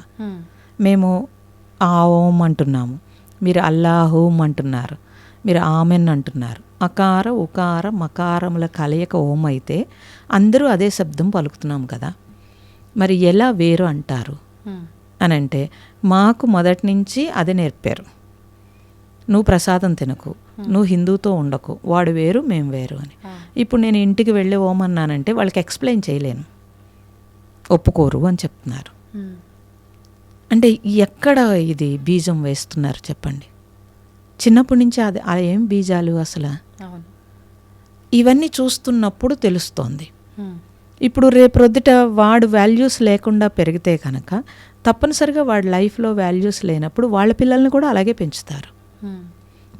మన పేరెంట్స్ చదువుకోపోయినా వాళ్ళ వాల్యూస్కి ఇంపార్టెన్స్ ఇచ్చారు, ధర్మానికి ఇంపార్టెన్స్ ఇచ్చారు కాబట్టి వాళ్ళు ప్రశాంతంగా జీవించారు, ఎక్కడ అనారోగ్యం లేకుండా జీవించారు. ఒకవేళ అనారోగ్యం వచ్చినా వాళ్ళు భయపడలేదు, తట్టుకోగలిగారు. మనం తట్టుకోగలుగుతామమ్మా? వెంటనే భయం, తట్టుకోలేము మనం. మరి భయం వేస్తుంది. మీకు డబ్బు ఉంటుంది, ఇంత ఇన్సూరెన్స్ ఉంటుంది, పక్కనే హాస్పిటల్ ఉంటుంది, మీరు ధైర్యంగా పడుకోగలుగుతున్నారా? లేదు. ధైర్యంగా తినగలుగుతున్నారా? వాళ్ళు ఇంతంత కుంభాలు అన్నం తిన్నారు, చాలా ప్రశాంతంగా ఉన్నారు. మీరు గట్టిగా పార్టీకి వెళ్ళి ఇంత తినాలంటే భయపడతారు మళ్ళీ. మరి జీవితం ఎంజాయ్ చేస్తున్నారా? లేదు. మరి జీవితం ఎంజాయ్ చేయకపోతే ఇంకెందుకమ్మా ఈ జీవితం, ఇంత కష్టపడటం? సో శ్రీకృష్ణుడు భగవద్గీతలో 18 అధ్యాయాల్లో ఎలా జీవించాలో చెప్పాడు. ఏ పేరెంటింగ్లో కానీ ఎవరు తీసుకున్నారో చెప్పండి అసలు? సో ఎవరైనా అల్టిమేట్గా హ్యాపీగా జీవించాలి కదా. ఎంజాయ్ చేస్తే హ్యాపీనెస్ అనుకుంటున్నారు కానీ హ్యాపీగా జీవించటము హ్యాపీనెస్ అనుకోవట్లేదు. ఎంజాయ్ చేసేది డబ్బులతో ఎంజాయ్ చేస్తేనే హ్యాపీనెస్ అంటున్నారు. అన్ని ప్రాణులు ఏ డబ్బు లేకుండా హ్యాపీగా ఉన్నాయా లేవా? అసలు అంటే అమ్మా, అన్ని ప్రాణులు హ్యాపీగా ఉన్నాయి అని మనం ఎలా చెప్పగలుగుతాము? వాటికి ఎమోషన్స్, జ్ఞానం ఏమీ లేదు మానవులు. ఎలా అనుకుంటారు మీరు? ఎమోషన్ లేకపోతే మీరు ఒక పెట్టుని పెంచండి, అది మీకోసం వెయిట్ చేస్తోంది, వెయిట్ చేసి మీ ప్రేమ కోసం ఎదురు చూస్తోంది. అవును. మీకు ఒంట్లో బాగోపోతే అది సఫర్ అవుతోంది. అది ఏ పెట్టుని పెంచండి మీరు, మరి అవుతాం. ఎమోషన్ లేదని ఎలా అంటారు? అది గ్రహిస్తుంది. ఎంతోమంది ఎన్నో పెట్స్ని పెంచినప్పుడు వాళ్ళు చనిపోయినప్పుడు అవి కూడా సిక్ అయి చనిపోతున్నాయి. ఎందుకు లేదమ్మా జ్ఞానము? ఇంటి యజమాని ఎంత కాపలా కాస్తోంది, ఎంత ట్రై చేస్తున్నాయి, అవి చెప్పడానికి ఎంత ట్రై చేస్తున్నాయి. వినే నాలెడ్జ్ మనకు లేదు, వినే టైం కూడా మనకు లేదు. ఆ పెట్ కూడా ఫ్యాషన్గా పెంచుతున్నాం తప్పించి పూర్తి ఎమోషనల్ దాన్ని కనెక్ట్ అవ్వట్లేదు కదా. దాన్ని కనెక్ట్ అయితే తెలుస్తుంది. కనెక్ట్ అయితే కనుక వాటి లవ్, వాటి ఎఫెక్షను, లేకపోతే అవి మనల్ని ఏమి కోరుకుంటున్నాయి అని తెలుస్తాయి. మేము ఆశ్రమంలో చూస్తాము. నేను 3 months అమెరికాలో ఉన్నాను లాస్ట్ వెళ్ళినప్పుడు. ఎన్ని ప్రాణులు ఎదురు చూసినాయి. నేను వెళ్ళి మళ్ళీ క్లాస్ చెప్పి ఓంకారం చెప్పినప్పుడు అన్ని ప్రాణులు సౌండ్ చేసినాయి, అందరూ విన్నారు. నేను అదే చెప్పాను, ఇన్ని ప్రాణులు ఎదురు చూస్తున్నాయి మన కోసం. అది చూస్తే ఈ ప్రకృతితో మమేకమైనప్పుడు మనకు తెలుస్తుంది ఈ ప్రకృతిలో అంతా ఉన్నదంతా ప్రేమే ఉంది. ఆ ప్రేమ మీలో ఉంటే కనుక ఆ పరమాత్మ ప్రేమ రూపంలో అన్నింట్లోనూ ఉన్నాడు. అందుకే అందరిలో పరమాత్మని చూడమంటే ఇక్కడ ప్రేమ ఉంటే కనుక అది తెలియబడుతుంది. ఇక్కడ సహృదయము, అట్లీస్ట్ సహృదయం లేకపోతే ఏమీ తెలియబడదు. ఇక్కడ కఠినత్వం ఉంటే కనుక అన్నీ కూడా మీకు వస్తుమయం కింద కనిపిస్తాయి. అసలు ఉండాల్సింది ఎలా అమ్మ? కఠినంగా ఉండాలా, నిజంగా అలా సాఫ్ట్గా ఉండాలా? ఎలా ఉండాలి? సాఫ్ట్ అంటే కఠినంగా అంటే కఠినం ప్రదర్శించడమే తప్పించి కఠినంగా ఉండడం కాదు. అవసరమైనప్పుడు కఠినం ప్రదర్శిస్తారు. ఇప్పుడు మీరు నాకేదో హాని చేస్తున్నారు, సాఫ్ట్గా కూర్చుంటానా ఏంటి? లేదు కదా. అవసరమైనప్పుడు గర్జిస్తాను, లేనప్పుడు అనవసరంగా ఎందుకు గర్జిస్తాను? ఆ నాలెడ్జ్ కావాలి. అవును. ఎప్పుడు సాఫ్ట్గా ఉండాలి, ఎప్పుడు గర్జించాలి. మీరు నన్నెవరో ఏదో చేస్తున్నప్పుడు నేను ఎందుకు సాఫ్ట్గా ఉంటాను? ఇప్పుడు నేను స్పిరిచువల్ సన్యాసిని కాబట్టి అయితే నాయన పీక్ కోసుకో అని చెప్తానా ఏంటి? లేదు కదా. మీరెలాగా అభిప్రాయపడతారు సన్యాసి సాఫ్ట్గా ఉండాలని? సన్యాసి సాఫ్ట్గా ఉంటాడు, మరి సొసైటీలో వెంటనే సన్యాసిని దోచుకుంటారు. ఎలా కుదురుతుందండి అలాగా? ఇప్పుడు నా ప్రాణం మీదకి వస్తే నేను ఒప్పుకుంటానా ఏంటి? లేదు. మరి అది తెలుసుకోవాలి. ఎప్పుడు మనము సాఫ్ట్గా ఉండాలి, ఎప్పుడు ప్రదర్శించగలగాలి, ఇది తెలియాలి. ఓకే. అందుకే నాలెడ్జ్ ఈజ్ డివైన్ అన్నారు. అది కావాలి అని అంటే ముందు మీరు ప్రశాంతంగా ఉండాలి. అలా ప్రశాంతంగా ఉండాలంటే మీరు చెప్పినట్టుగా సాధన ముఖ్యం ఉండాలి. ఇప్పుడు సాధన చేయటం వల్ల కోపము, ఏదైతే ఈ ఎమోషన్స్ ఉన్నాయో ఇవన్నీ మనం కంట్రోల్ చేయగలుగుతామా నిజంగా? తప్పకుండా. సాధన ఉన్న మనుషులకి, సాధన లేని మనుషులకి చాలా తేడా ఉంటుందండి. ఒకవేళ వాళ్ళు ఎంత కోపం ఉన్నా, ఎంత అగ్రెసివ్ అయినా సాధన చేసినప్పటికీ మనకే తెలిసిపోతూ ఉంటారు. చాలా కంట్రోల్ అవుతాయి. మహాత్ములు ఎవరు పిచ్చోళ్ళు కాదమ్మా. అన్నీ వదులుకుని సాధన చేయటానికి మనం తెలివైన వాళ్ళము కాదు. అవును. నిజం చెప్పాలనంటే వాళ్ళు ఎందుకు సాధన చేశారు? మరి ఎంతోమంది ఎన్నో వదులుకుని సాధన చేశారు. ఎందుకు చేశారు వాళ్ళు? అది చూస్తే మనకు తెలిసిపోతుంది. ఆ గ్రిప్ కోసం వాళ్ళు చేశారు. ఏమున్నా ఏమి లేకపోయినా హ్యాపీగా జీవించారు. ఇప్పటికీ మీకు హిమాలయాల్లో అన్ని చోట్ల ఏమీ లేకుండా ఒక్క సంకల్పంతో అన్ని కాళ్ళ దగ్గరికి వచ్చేటట్టు ఉన్నాయి. ఎలా? వాళ్ళందరూ వాళ్ళ సాధన గ్రిప్పే కదా. మీరు ఇప్పుడు మొన్న దీన్ని బట్టి చూస్తే అఘోరీలో ఎంతోమంది నాగసాధువులు ఎంతోమంది ఎక్కడి నుంచి వచ్చారు, ఎక్కడి నుంచి వెళ్ళారు, వాళ్ళందరూ ఉట్టప్పుడు మీకు ఎందుకు కనిపించట్లేదు? కుంభమేళాలో ఉట్టప్పుడు ఎక్కడున్నారు వాళ్ళందరూ ఎక్కడున్నారు? సొసైటీలో లేరు కదా. మరి వాళ్ళందరూ జీవిస్తున్నారు. వాళ్ళని చూడడానికి మనం వెళ్తున్నాం. ఇంత నాగరికంగా ఉండి, ఇంత డెవలప్మెంట్ ఉండి మనం వాళ్ళని తెలుసుకోవడానికి వెళ్తున్నాం కదండి. అంటే అందరికీ కోరిక ఉంది, చేయలేకపోతున్నారేమో తప్పించి అందరికీ ఉంటుందమ్మా. అంటే మనిషిగా జన్మించాము అంటే ఇవి అన్నీ అనుభవించాల్సిందే. మళ్ళీ జన్మ ఉంటుందో లేదో, మీరు అన్నట్టు ఇందాక ఒక ఇల్లు, ఒక కారు, అనుభవించండి, ఇవి ఉండాలి. అందులో వెళ్తే ఇవన్నీ అనుభవించలేం కదా. ఆ ఒక్క ఆలోచనతో ఆగిపోతున్నారేమో అనుకోవచ్చు. తప్పు అది. ఇప్పుడు అందులో ఉంటే ఎందుకు ఉండదండి? ఇప్పుడు నేను కారు కొనుక్కోను, కానీ రోజుకు ఒక కారు ఎక్కుతాను. మీరే ఎక్కలేరు అలాగా, మీరే చేయలేరు. నేను ఎంత పెద్ద పెద్ద ఇళ్ళు చూస్తాను, ఎంత పూరు గుడిసెలు చూస్తాను, ఎన్ని ఇంట్లో నేను ఉంటాను. అసలు నాకైతే అన్నీ ఈ హైదరాబాద్ వస్తే ఇక్కడ ఎంతోమంది నాకు రూమ్స్, గెస్ట్ హౌస్లు ఉంటాయి. నాకు అలా ఉంచేస్తారు అమ్మ కోసం అని. అన్ని ఇళ్ళు నాయే, మీకైతే ఒకటే ఇల్లు ఉంది. నేను హౌస్ కట్టుకున్నప్పుడు 20 సంవత్సరాలు 4 అంతస్తులు కట్టాను. కట్టి అద్దెకిచ్చి ప్రశాంతంగా ఉంటాను, నా సత్సంగం చేసుకుంటాను, మెడిటేషన్ హాల్ చేసుకుంటాను, లేకపోతే డిప్రెషన్ అమ్మాయిలను ఉంచుకుంటాను. ఇన్ని ఊహతో 20 సంవత్సరాలు పెట్టాను. నేను ఎప్పుడైతే సన్యాసిని అనుకున్నప్పుడు టప్మన ఇల్లు వదిలేశాను. మా అమ్మాయి అడిగింది, 20 సంవత్సరాలు నీ జీవితం, ఈ ఇల్లు నీకేమి ఎమోషన్ అనిపించట్లేదా అని. అయ్యో, 20 సంవత్సరాలు వేస్ట్ అయిపోయింది. ఇప్పుడు ఒకే ఇంట్లో ఉండిపోయాను.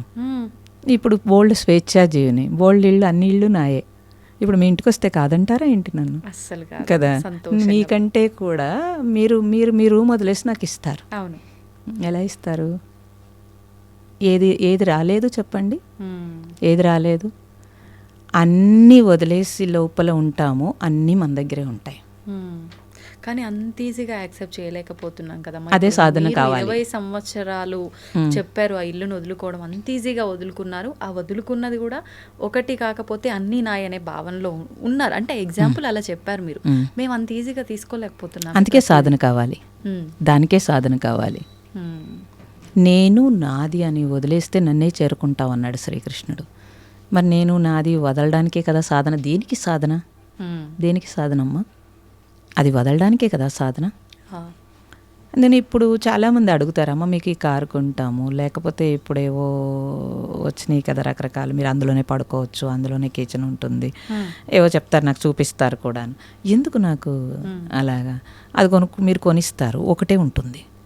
ఇప్పుడు నా ఇష్టం, నాకు ఎప్పుడు ఏది కావాలంటే అది ఆ టైంకి ఈశ్వరుడు అది అమరుస్తాడు. ఇలా అంటే ఎవరో అడిగారు, మీరంటే ఒక స్థితికి వచ్చారు కాబట్టి మీకు వస్తాయి, మాకు వస్తాయా అని అడిగారు. నువ్వు కూడా రా స్థితికి, వస్తాయి, అన్నీ వస్తాయి. హిమాలయాల్లో ఎక్కడో అడవుల్లో తపస్సు చేసుకుంటూ కాళ్ళ దగ్గరికి అన్నీ వస్తున్నాయమ్మా. ఎలా వస్తున్నాయి? అంటే ఆ శక్తి మనకుంది. హ్మ్. అంతటి హిమాలయాలు సంకల్ప శక్తి ఉంది. హిమాలయాలు అనుకుంటున్నాము. ఇప్పుడు మొన్న ఇందాక మీరు చెప్పినట్టుగా ఈ యోగులు, నాగసాధువులు, అఘోరాలు, అఘోరీలు వీళ్ళంతా కూడా రావటం చూసాం. నార్మల్ సమయాల్లో వీళ్ళు ఎక్కడా కనిపించరు. ఏమన్నా అంటే అక్కడ హిమాలయాల్లో అక్కడ శంబల రకరకాల ఇవన్నీ చెప్తూ ఉంటారు. అక్కడ ఉంటారు అని చెప్పి. ఎందుకు అక్కడే ఉండాలి? అంటే జనావాసానికి దూరంగా ఉండాలన్న ఉద్దేశమా? దేనికి అక్కడే ఉండటం? వాళ్ళ సాధన డిస్టర్బెన్స్ జరగకుండా ఉండడానికి పవిత్ర ప్లేసుల్లో మహాత్ములు, ఎంతోమంది మహాత్ములు వాళ్ళ జన్మలో వాళ్ళు సాధించింది ఎంతో వదిలి వెళ్ళారు. అది లోక కళ్యాణం కోసం, మిగతా వాళ్ళ సాధన ఇంక్రీజ్ అవ్వడం కోసం కొన్ని ప్లేసుల్లో తప్పనిసరిగా ఆ ప్లేసుల్లో మీరు చూడండి, ఇప్పుడు ఒక అరుణాచలం వెళ్తే ఒక ప్రశాంతంగా ఉందంటున్నారు, లేకపోతే ఇంకోటి అంటున్నారు. ఎక్కడి నుంచి వచ్చింది ఇదంతా? ఆ మహాత్ములు అక్కడ సాధన చేసి వాళ్ళు ఇచ్చిన సూక్ష్మత అదంతా కూడా మన సాధన ఇంకొంచెం తొందరగా ఇంక్రీజ్ అవ్వడానికి వాళ్ళు నిర్దేశించిన ప్లేసుల్లో వాళ్ళు లోక కళ్యాణం కోసం చేసే పనులుంటాయి. సూక్ష్మతతోటి పంచభూతాలని మనం పాడు చేస్తుంటే దాన్ని బాగు చేసే పనులున్నాయి. స్థూలంలో కొంత సేవ ఉంటే సూక్ష్మతలో కొంత సేవ ఉంటుంది. అది చేయాలని అంటే చాలా సహకారం కావాలి, ప్రకృతి సహకారం కావాలి. వాటన్నింటి కోసం వాళ్ళు అక్కడ ఉంటారు. ఈ పంచభూతాలు, ప్రకృతి యొక్క ప్రభావం అనేది ఎలా ఉంటుంది మానవుడిపై? ఆ ప్రకృతిని కాపాడుకోవాలి అని అంటే మానవులు చేయాల్సిన ప్రయత్నం ఏంటి? ఆచరించాల్సిన విధానం ఏంటి? పంచభూతాల నుంచే కదమ్మా మనం తీసుకుంటున్నాము. బయట ఉంటే గాలి, లోపల ఉంటే ప్రాణశక్తి. ఈ భూమి నిన్ను మోస్తోంది, ఆకాశం ఓజోన్ శక్తి ఇస్తుంది. నీరు లేకపోతే మీరు బ్రతకలేరు. ఆహారం లేకుండా ఉపవాసం ఉండగలరు, నీటితో ఉండగలరు. నీరు లేకుండా అసలు ఉండలేరు కదండి. అగ్ని లేకుండా ఉండలేరు. సూర్యకిరణాలు లేకపోతే కిరణజన్య సంయోగ క్రియ జరగదు ఇక్కడ. మరి అంత సహకరిస్తున్న పంచభూతాలకి మనమేం చేస్తున్నాం అనే ఒక్క ఆలోచన చాలు. ఒక్క ఆలోచన ఉంటే కనుక ఇన్ని కెమికల్స్ మీరు అంటున్నారు పొల్యూషన్ అని, ప్రతి ఒక్కళ్ళు ఎన్ని కెమికల్స్ వాడుతున్నారమ్మా. పూర్వం మన పెద్దలు వాడారా? లేదు. మరి వాళ్ళు ఆరోగ్యంగా లేరా? అప్పుడే ఆరోగ్యంగా ఉన్నారు. మరి ఎలాగ మీరు పాడు చేస్తారమ్మా? ఎంత విచక్షణ లేకుండా పాడు చేస్తున్నారు. వ్యాపారస్తులు వ్యాపార ధోరణితో ఏవో అమ్ముకోవడం కోసం వాళ్ళు ఇది మంచిది అది మంచిది అంటే మనం ఎన్ని వాడుతున్నామండి. మరి ఈ భూమిని ఎంత పాడు చేసి కెమికల్స్ తోటి మీ వెనక జనరేషన్కి మీరు అందిస్తున్నారు. ఆ భూమి పాడైపోతే, ఆ నీరు పాడైపోతే మన పిల్లలు ఏ కెమికల్ నీళ్ళు తాగుతారు? ఇది మనం తెలియాలండి. ఇది మనం తెలిస్తే సరిపోతుంది. కనీసం మన ధర్మం ఏంటంటే మనకి మనం కెమికల్ వాడకుండా ఉంటామా? ఇప్పుడు వస్తున్న ఎకో ఫ్రెండ్లీలో ఏమైనా మీరు చేయగలుగుతారా? పోనీ ప్లాస్టిక్ నిర్మూలన కోసం మేము ఎన్ని సంవత్సరాలమ్మా మా సొంత ఖర్చులతోటి మేము క్లాత్ కొని సంచులు కుట్టి వేల సంచులు పంచిపెట్టేవాళ్ళం. ఎందుకండి అలాగా ఎవరు మానేస్తారన్నారు. ఈరోజు ఎంత ఉద్యమం వచ్చింది. మరి ఎవరికి వాళ్ళకి అది చేయాలి కదమ్మా. అలాగా ప్రతి ఒక్కరిలో మార్పు రావాలి. నేను ఎన్నోసార్లు చెప్తూ ఉంటాను, ఇంట్లో మీరు సోపులు వాడటం తగ్గించండి. అంతంత సర్ఫులు వేసి మీరు చేయాల్సిన అవసరం లేదు అసలు.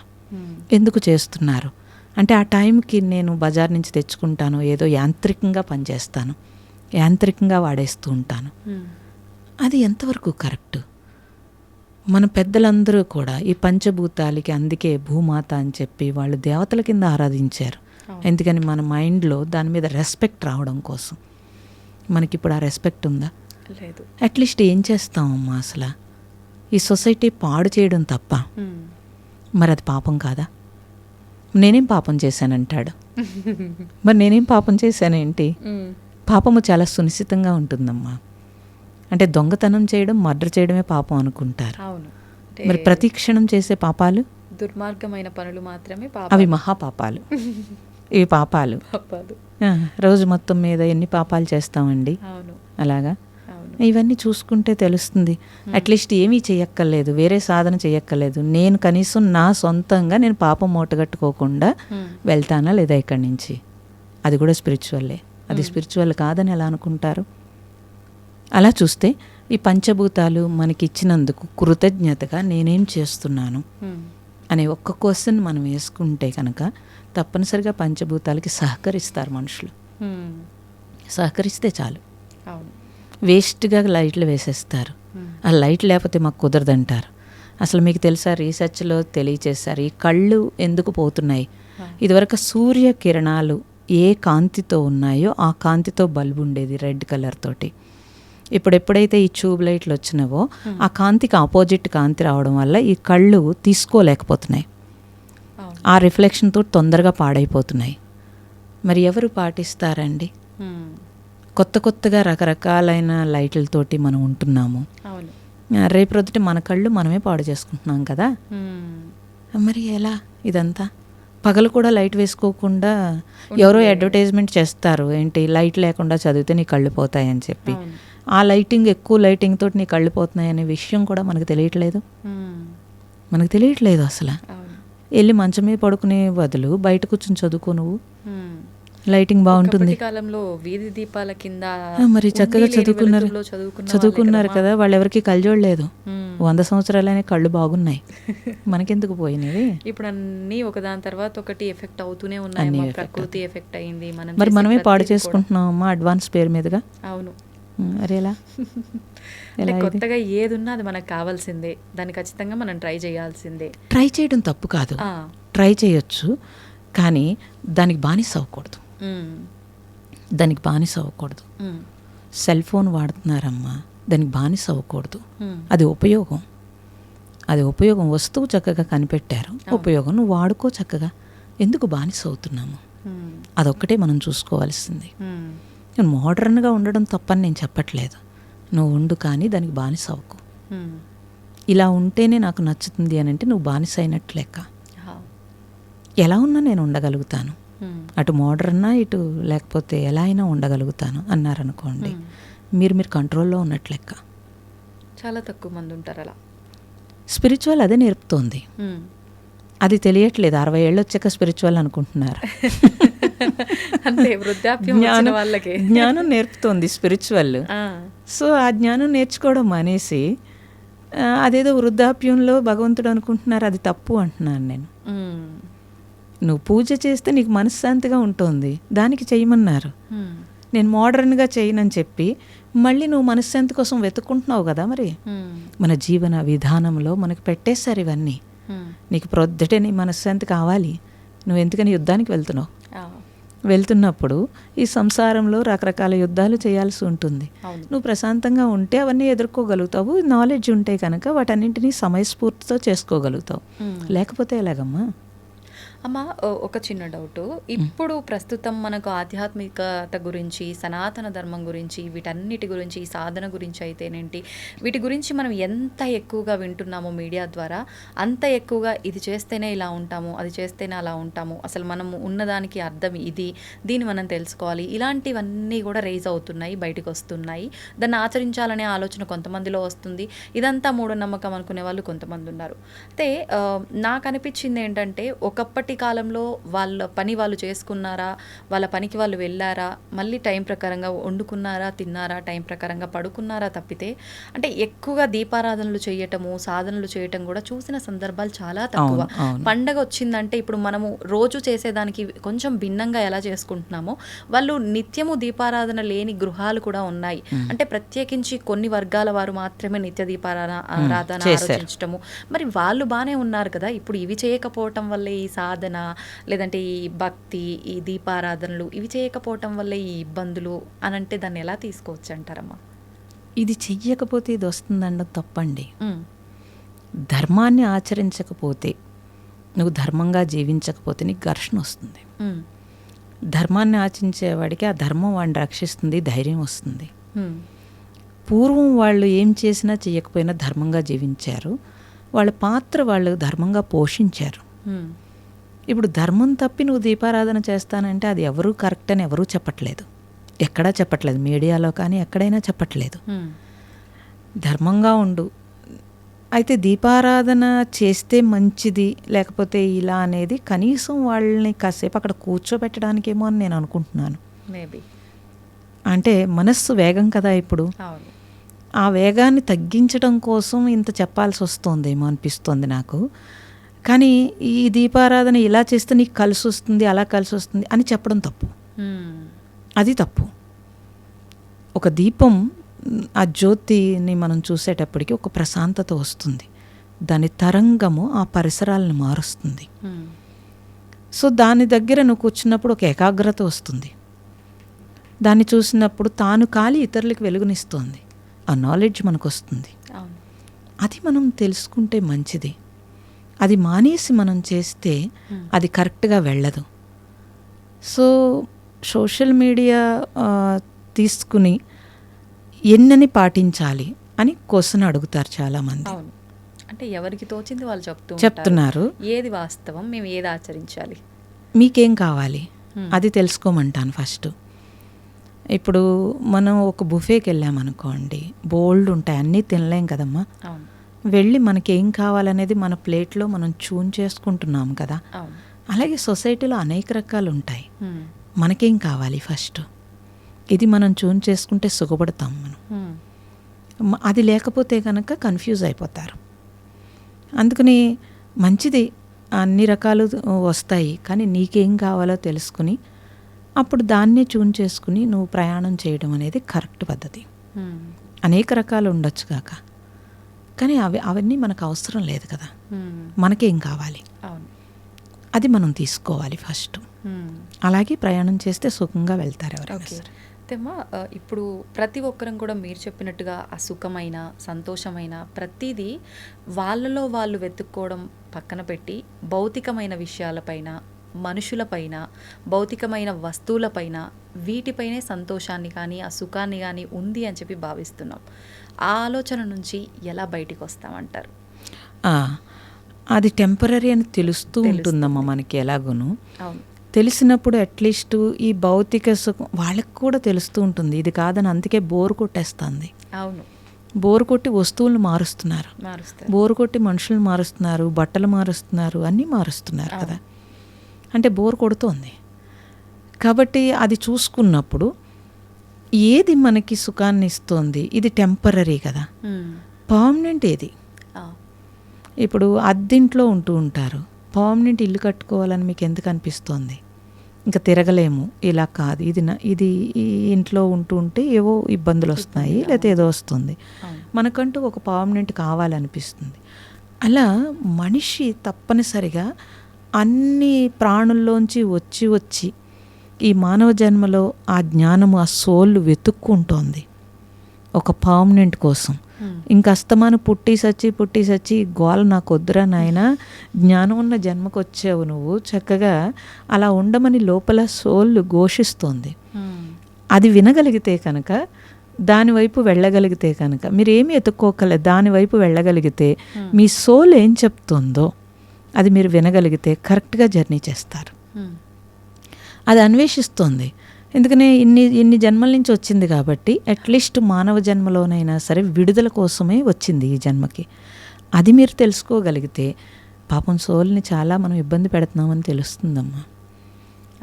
అలా తెలిస్తే తప్పనిసరిగా వాళ్ళు అన్వేషిస్తారు, వెతుక్కుంటారు, వెతుక్కుని ఆ జర్నీ వైపు వెళ్తారు.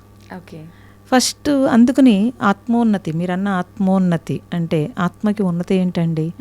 నేను ఆత్మ వైపు వెళ్ళడమే ఉన్నతి. ఉన్నది అది శక్తి, చైతన్యము, దానికి మళ్ళీ ఉన్నతి అక్కర్లేదు. అది ఉన్నతిగా ఉండడానికే మానవ జన్మకు వచ్చింది. కానీ నేను పక్కకి వెళుతున్నాను, అది మనం తెలుసుకున్నాం అనుకోండి, ఎప్పుడైతే ఆత్మ వైపు జర్నీ చేయటమే ఉన్నతి కింద లెక్క.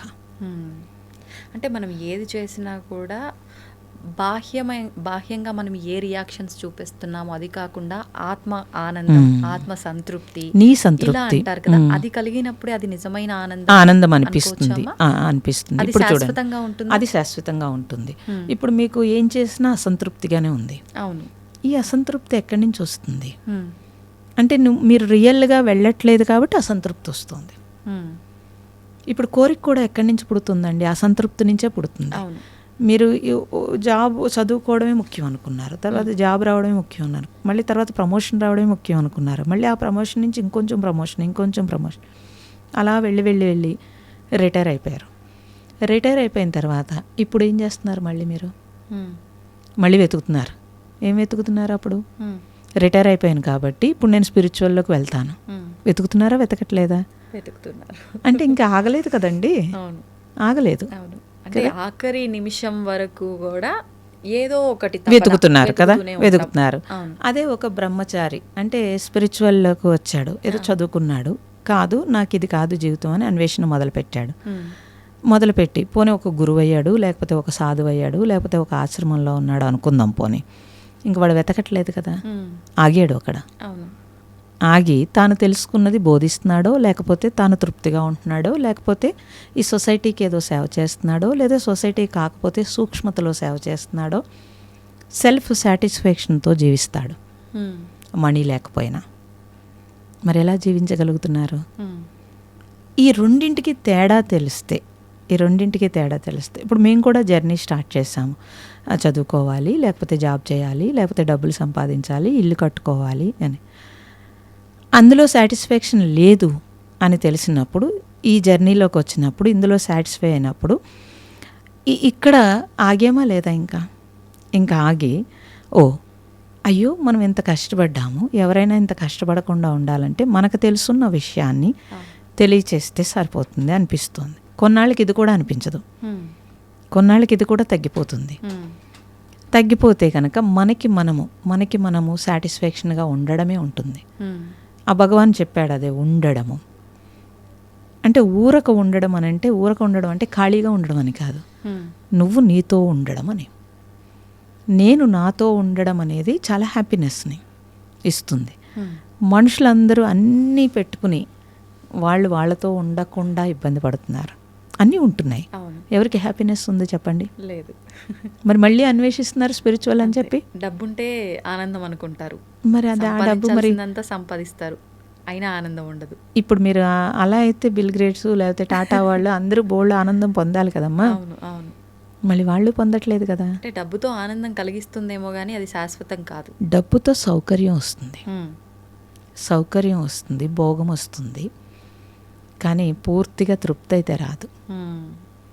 డబ్బుతో సౌకర్యం, డబ్బు వద్దని నేనేం చెప్పట్లేదు. నువ్వెవరి మీద ఆధారపడకుండా నువ్వు ఏర్పాటు చేసుకోవడం తప్పని ఎవరూ చెప్పరండి.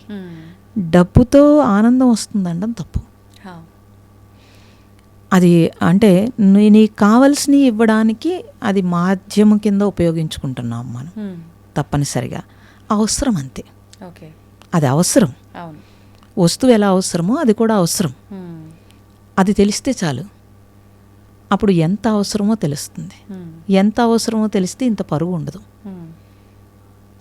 వాడి జన్మని వాడు ఎంతో కొంత ఉపయోగించుకుంటాడు. ఎంత అవసరమో తెలియకపోతే ఎప్పుడోకప్పుడు పరుగు పెట్టి అదంతా వదిలేసి వెళ్ళిపోవాల్సి వస్తుంది. అది ప్రాబ్లం వస్తుంది.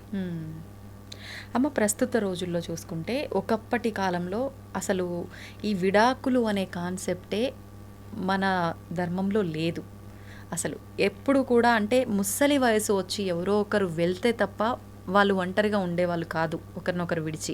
అలా ఉండేవాళ్ళు. ఇప్పటి పరిస్థితి మాత్రం అది పెళ్ళైనాక నెల, సంవత్సరమా, ఏంటి, ఎప్పుడు అనేది సంబంధమే లేదు, విడాకులు ఎక్కువగా చూస్తూ ఉన్నాం. ఎందుకు ఇలా అవుతుందంటారు? అటువంటి వాళ్ళకు మీరు ఒక చిన్న మెసేజ్ ఇవ్వాలంటే ఏమిస్తారు? భరించలేకపోతున్నారు. ఏం భరించలేకపోతున్నారనంటే వాళ్ళకి కావలసినవి ఏవో అనుకుంటున్నారు, ఆ కావలసినవి అందకపోతే భరించలేకపోతున్నారు. ఒకప్పుడు మనం అనేవారు, అందరూ కలిసి ఉండేవారు. అంటే ఒక ఊరంతా కలిసి ఉండేది. ఆ తర్వాత కుటుంబం విడిపోయింది. కుటుంబం నుంచి భార్య, భర్త, పిల్లలు విడిపోయారు. ఇప్పుడు అది కూడా లేదు. నేను నా భర్త అని వెళ్ళిపోతున్నారు. ఆ తర్వాత నేనొక్కడినే వచ్చేసింది. వివాహంలో ఏమవుతుంది అని అంటే క్యాలిక్యులేషన్ వచ్చేసింది. పూర్వం వివాహంలో క్యాలిక్యులేషన్ లేదు, ఇప్పుడు వివాహంలో క్యాలిక్యులేషన్ వచ్చింది. ఆ క్యాలిక్యులేషన్ తోటే పెళ్లి చేసుకుంటున్నారు. తల్లిదండ్రులు కూడా అదే క్యాలిక్యులేషన్తో చూస్తారు. ఒకవేళ తల్లిదండ్రులు ఇప్పుడు చేయకపోయినా భయపడుతున్నారు తల్లిదండ్రులు, వీళ్ళు అసలు కలిసి ఉంటారా లేదా, పోనీలే వాళ్ళకి ఇష్టమైందే మనం చేద్దాం పోనీ అనే స్థితికి తల్లిదండ్రులు కూడా వచ్చేసారు. అయితే పిల్లలే ఉండలేకపోతున్నారు. ఎందుకనంటే మీరు అందించి పెంచుతున్నారు, కాళ్ళ దగ్గరికి అన్నీ అందించి పెంచుతున్నారు. దాంతో వాడికి ఏమవుతుందంటే వాడికి కాన్ఫిడెన్స్ ఉండట్లేదు, భయం ఏర్పడింది, నేను చేయగలనా లేదా అని. అందుకని పిల్లల్ని కనడానికి కూడా ఇష్టం లేదు. కుక్కను పెంచుకోమంటే పెంచుకుంటారు, ఎందుకని అది చెప్పినట్టు వింటుంది కాబట్టి. కాబట్టి ఆ నేను అనేది ఒక్కటే వచ్చేసింది. కానీ మీకు 30-40 వచ్చాక లోన్లీనెస్ వచ్చేస్తుంది వాళ్ళకు కూడా, ఉండలేరు అలాగా. ఇప్పుడు అన్నీ దొరికేస్తున్నాయి కాబట్టి స్విగ్గీలో, లేకపోతే బయట అన్నీ దొరికేస్తున్నాయి కాబట్టి నాకు అవసరం లేదు అనిపిస్తోంది. కానీ నువ్వు షేర్ చేసుకోవడానికి మనిషి సంఘజీవండి, మనిషి అలా ఉండలేరు. సో నువ్వు షేర్ చేసుకోవడానికి, నువ్వు పంచుకోవడానికి తోడనేది కావాలి అనేది తెలుస్తుంది. తెలిసిన తర్వాత సఫర్ అవుతారు ఎవరైనా సరే. కానీ నేనేం చెప్తున్నాను అని అంటే, ఎక్స్పెక్టేషన్ ఉంటేనే దుఃఖం వస్తుంది. ఎక్స్పెక్టేషన్ లేకుండా మీరు మనిషిని మనిషిగా చూడగలిగితే కనుక వివాహం చేసుకునేటప్పుడు నెగిటివ్ పాజిటివ్ రెండూ ఉంటాయి. నాకు పాజిటివే కావాలంటే కుదరదు. నువ్వు వాళ్ళ ప్రేమని అందుకోవాలనుకుంటున్నావు, ఆ ప్రేమతో పాటు వాళ్ళకి ఏమి ఇబ్బందులు ఉన్నాయో అది కూడా నువ్వు తెలుసుకోవలసి ఉంటుంది. ఉంటే కనుక ఇద్దరు కలిసి జీవించేటప్పుడు అసలు గొడవే రాదమ్మా. అది లేకుండా ఉంటే గొడవ వస్తుంది. చిన్న చిన్న ఘర్షణలు ఉంటాయి, మనకి నచ్చనివి జరుగుతాయి. కానీ ప్రేమ ఉంటే కనుక అవన్నీ పక్కకి వెళ్ళిపోతాయి. లోపించిందే ప్రేమ అయింది, క్యాలిక్యులేషన్ పెరిగింది. ఆ క్యాలిక్యులేషన్ లేకుండా మనము యాక్సెప్టెన్సీ కనుక, అలా అణిగిమణిగి ఉండమని నేను చెప్పట్లేదు. అట్లీస్ట్ మనం అర్థం చేసుకుని యాక్సెప్టెన్సీ వస్తే, కాదండి అవతల వాళ్ళు అర్థం చేసుకోవాలి కదా అని అడుగుతున్నారు. సేపు ఒక సైడ్ నుంచే మేమే అర్థం చేసుకోవాలా, ఎదుటివారు కూడా ఒకసారి కాకపోతే ఒకసారి అర్థం చేసుకోవచ్చు కదా. ఇంకొకటి, నేను ప్రతిసారి అర్థం చేసుకున్నా నేను చులకనైపోతున్నా తప్ప సరే అర్థం చేసుకుంది అని వాళ్ళు అర్థం చేసుకోవట్లేరే, ఈ మొండివాదన కూడా ఎక్కువగా చూస్తాం. టైం పడుతుంది కదమ్మా, ఎక్కడో పెరిగారు, మీరెక్కడో పెరిగారు, మరి టైం పడుతుంది కదా. ఒక సెల్ ఫోన్ కొనుక్కున్నారు, అది మీకు అలవాటు అవడానికే టైం పడుతుంది కదా. మరి టైం పడుతుంది కదమ్మా. ఇదంతా కూడాను మన పిల్లలే మనల్ని అర్థం చేసుకోవడానికి టైం పడుతుంది. వాళ్ళ తల్లిదండ్రులు అయ్యాక కానీ తల్లిదండ్రులు నచ్చట్లేదు వాళ్ళకి. మరి మనం ఇద్దరం కలిసి జీవించేటప్పుడు టైం పడుతుంది ఇద్దరికి బాండింగ్ రావడానికి. ఆ టైం నువ్వు ఇవ్వకపోతే ఎలాగా? కాలంలో ఆ టైం ఇవ్వకపోతే ఎలాగమ్మా?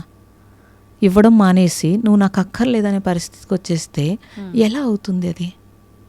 పోనీ అక్కర్లేదు అంటున్నారు, సెకండ్ మ్యారేజ్ చేసుకున్నప్పుడు రాజీ పడుతున్నారు కదమ్మా. మొదటి మ్యారేజ్లో వద్దనుకున్న తప్పులన్నీ సెకండ్ మ్యారేజ్లో రాజీ పడుతున్నారు కదా. లేదు రాజీ పడం, మేము ఒంటరిగా ఉంటామంటున్నారు, అప్పుడు లోన్లీగా డిప్రెషన్కి వెళ్తున్నారు కదా. ఎందుకు వెళుతున్నారు? ఒంటరిగా ఉండి ఆలోచనలు. మరి ఇవన్నీ ఆలోచించుకున్నప్పుడు నువ్వు టైం ఇచ్చినప్పుడు ఆటోమేటిక్గా మీకు అన్నీ సెట్ అవుతాయి. కాలంలో అన్నీ తెలుస్తుందమ్మా. అసలు ముందు ఆ కాలం ఇవ్వాలి కదా. మీరు వంట చేసేటప్పుడు కాలం ఇవ్వనంటే కుదరదు అసలు. మీరు ఎంత శ్రద్ధగా దానికి టైం ఇచ్చి వండిన దానికి, వంట లేని దానికి తేడా తెలుస్తుంది. మనం తినేటప్పుడు మనకి చాలా ఇబ్బంది అవుతుంది. సో జీవితంలో కూడా అంతే. నువ్వు అర్థం చేసుకోవడానికి టైం పడుతుంది, మారడానికి కూడా టైం పడుతుంది, మనకు నచ్చినట్టు అవ్వడానికి కూడా టైం పడుతుంది. నువ్వు ఇస్తూ ఉంటే కనుక, నువ్వేదైనా ప్రేమని ఇస్తున్నప్పుడు అవతల వాళ్ళు కూడా ఎప్పుడోకప్పుడు కరగకుండా ఉంటారా? మనకి రామాయణం చెప్తోంది, రాయి కూడా రాముడి పాదం తగిలినప్పుడు ఆమె నాతి కింద మారింది కదా. ఎలా మారింది? ఇవన్నీ తెలియచేస్తున్నాయి. చరిత్ర తెలుసుకుంటే తెలుస్తుంది. ఏమీ తెలియకుండా నాకు అన్నీ కావాలంటే ఎలా కుదురుతుంది? అందుకని నేనేం అంటానంటే, మీరు వివాహం చేసుకున్నప్పుడు నో ఎక్స్పెక్టేషన్ తోటి వివాహం చేసుకోవడం ఒకటి. కొంచెం టైం తీసుకోమంటున్నాను.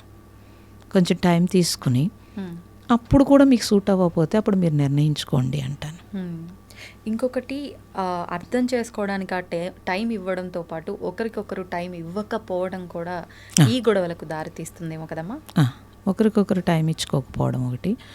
టైం అంటే తలకాయ సెల్ ఫోన్లో పెట్టుకుంటే ఎలా కుదురుతుందమ్మా?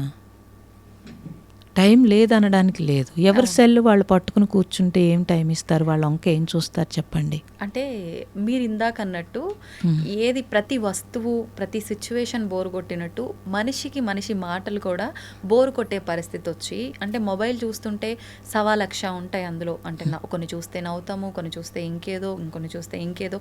దీనికి అలవాటు అయిపోయారు. మనిషితో మాట్లాడితే ఏం మాట్లాడతాను, ఏదైనా మాట్లాడితే మాట పెరిగి గొడవ దాకా దారితీస్తుంది. దానికన్నా ఫోన్ చూసుకోవడమే ఉత్తమం. ఇలాంటి ధోరణి ఏర్పడి అప్పుడు ఫోన్ పెళ్లి చేసుకోవాలి కదా. మనిషిని ఎందుకు పెళ్లి చేసుకోవడం?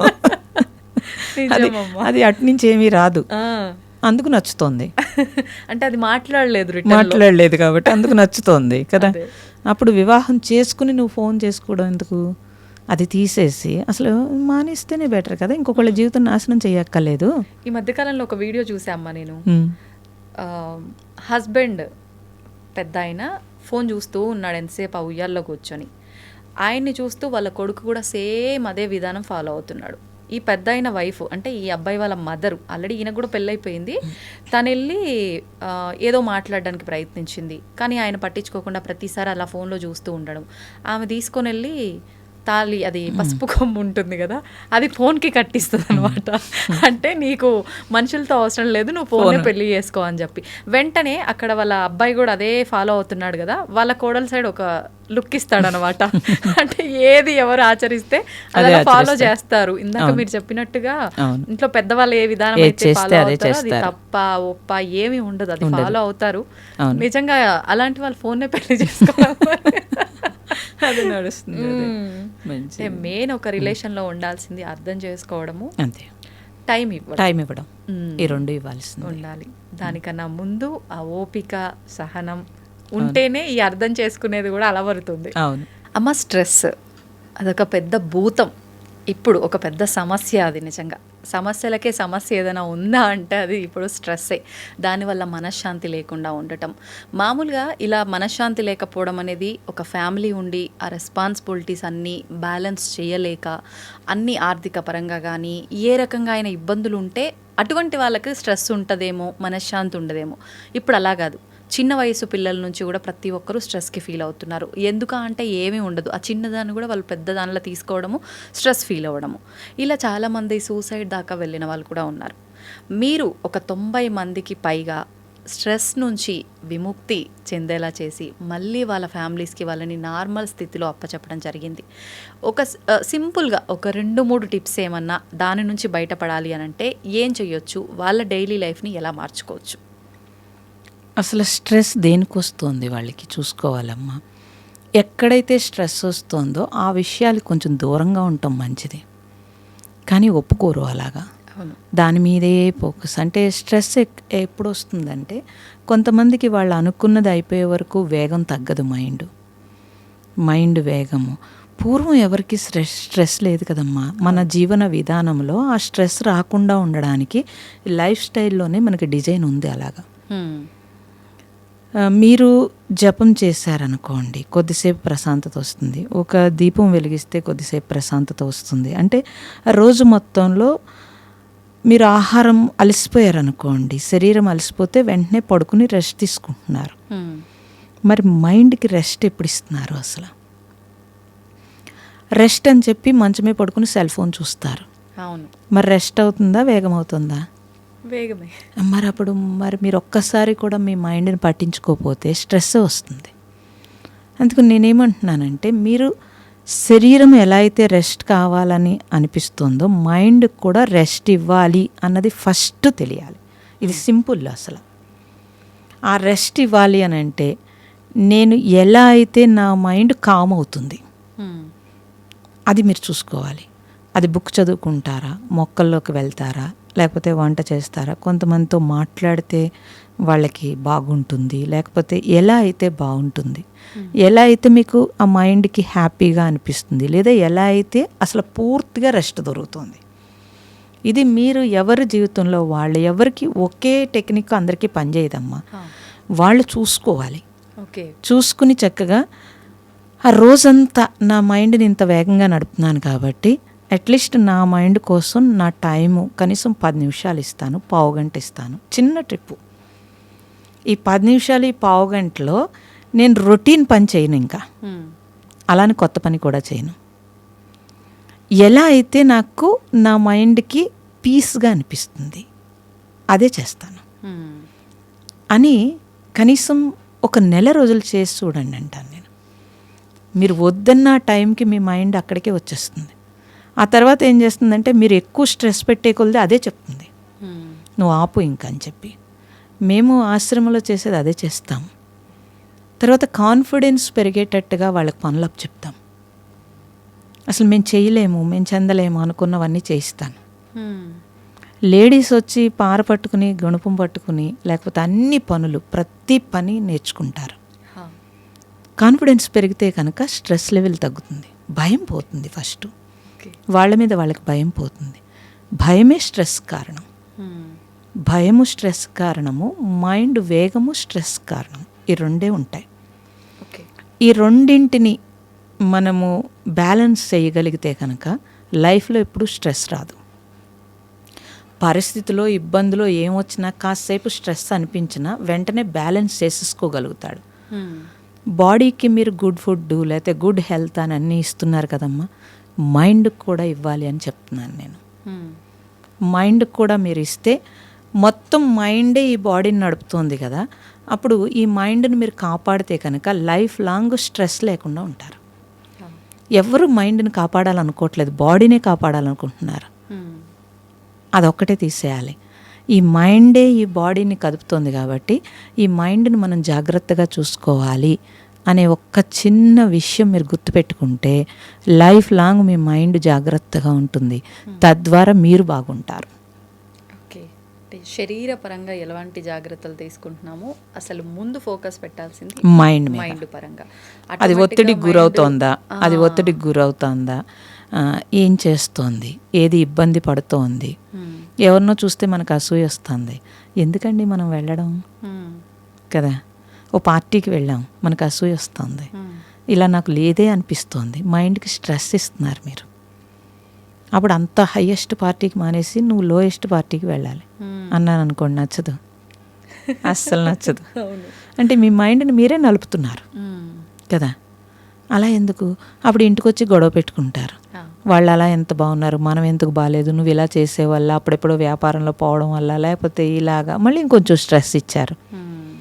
మీరు ఇవ్వడమే కాదు, ఇంట్లో వాళ్ళకు కూడా ఇచ్చారు. తద్వారా వాళ్ళు ఎదురు కొట్టుకుంటుంటే పిల్లలు స్ట్రెస్ ఫీల్ అవుతారు. అంటే ఇప్పుడు స్ట్రెస్ మనమే తీసుకోవట్లేదు, అందరికీ పంచుతున్నాం. ఇది మనం గమనించాలి. గమనిస్తే బాడీకి మీరు ఎంత ఇంపార్టెన్స్ ఇచ్చారో మైండ్కి కూడా అంతే ఇంపార్టెన్స్ ఇమ్మని చెప్తాను. ఓకే. దానికి ఖర్చు పెట్టక్కర్లేదు. అవును. ఏ ఖర్చు లేకపోతే పీస్ ఉంటుంది. వాస్తవం. అది చూస్తే చాలు. సంపాదన పెరిగే కొద్దీ, మనకు కోరికలు పెరిగే కొద్దీ ఆటోమేటిక్గా ఇబ్బందులు వచ్చేస్తాయి. దాన్ని మనం కంట్రోల్ చేసుకోగలగాలి, ప్రశాంతంగా ఉండగలగాలి. మన చేతుల్లో ఉంది. అది మీ చేతుల్లోనే ఉంది, ఎవరి చేతుల్లో లేదు. అవును. సంతోషం అమ్మ, చాలా మంచి విషయాలు తెలియజేశారు. నిజంగా టైమే తెలియలేదు, చాలా సమయం అయిపోయింది ఇప్పటికే. మళ్ళీ మరొక మంచి ఎపిసోడ్లో మళ్ళీ మీతో మాట్లాడాలని కోరుకుంటున్నానమ్మా. తప్పకుండా. మంచిదండి.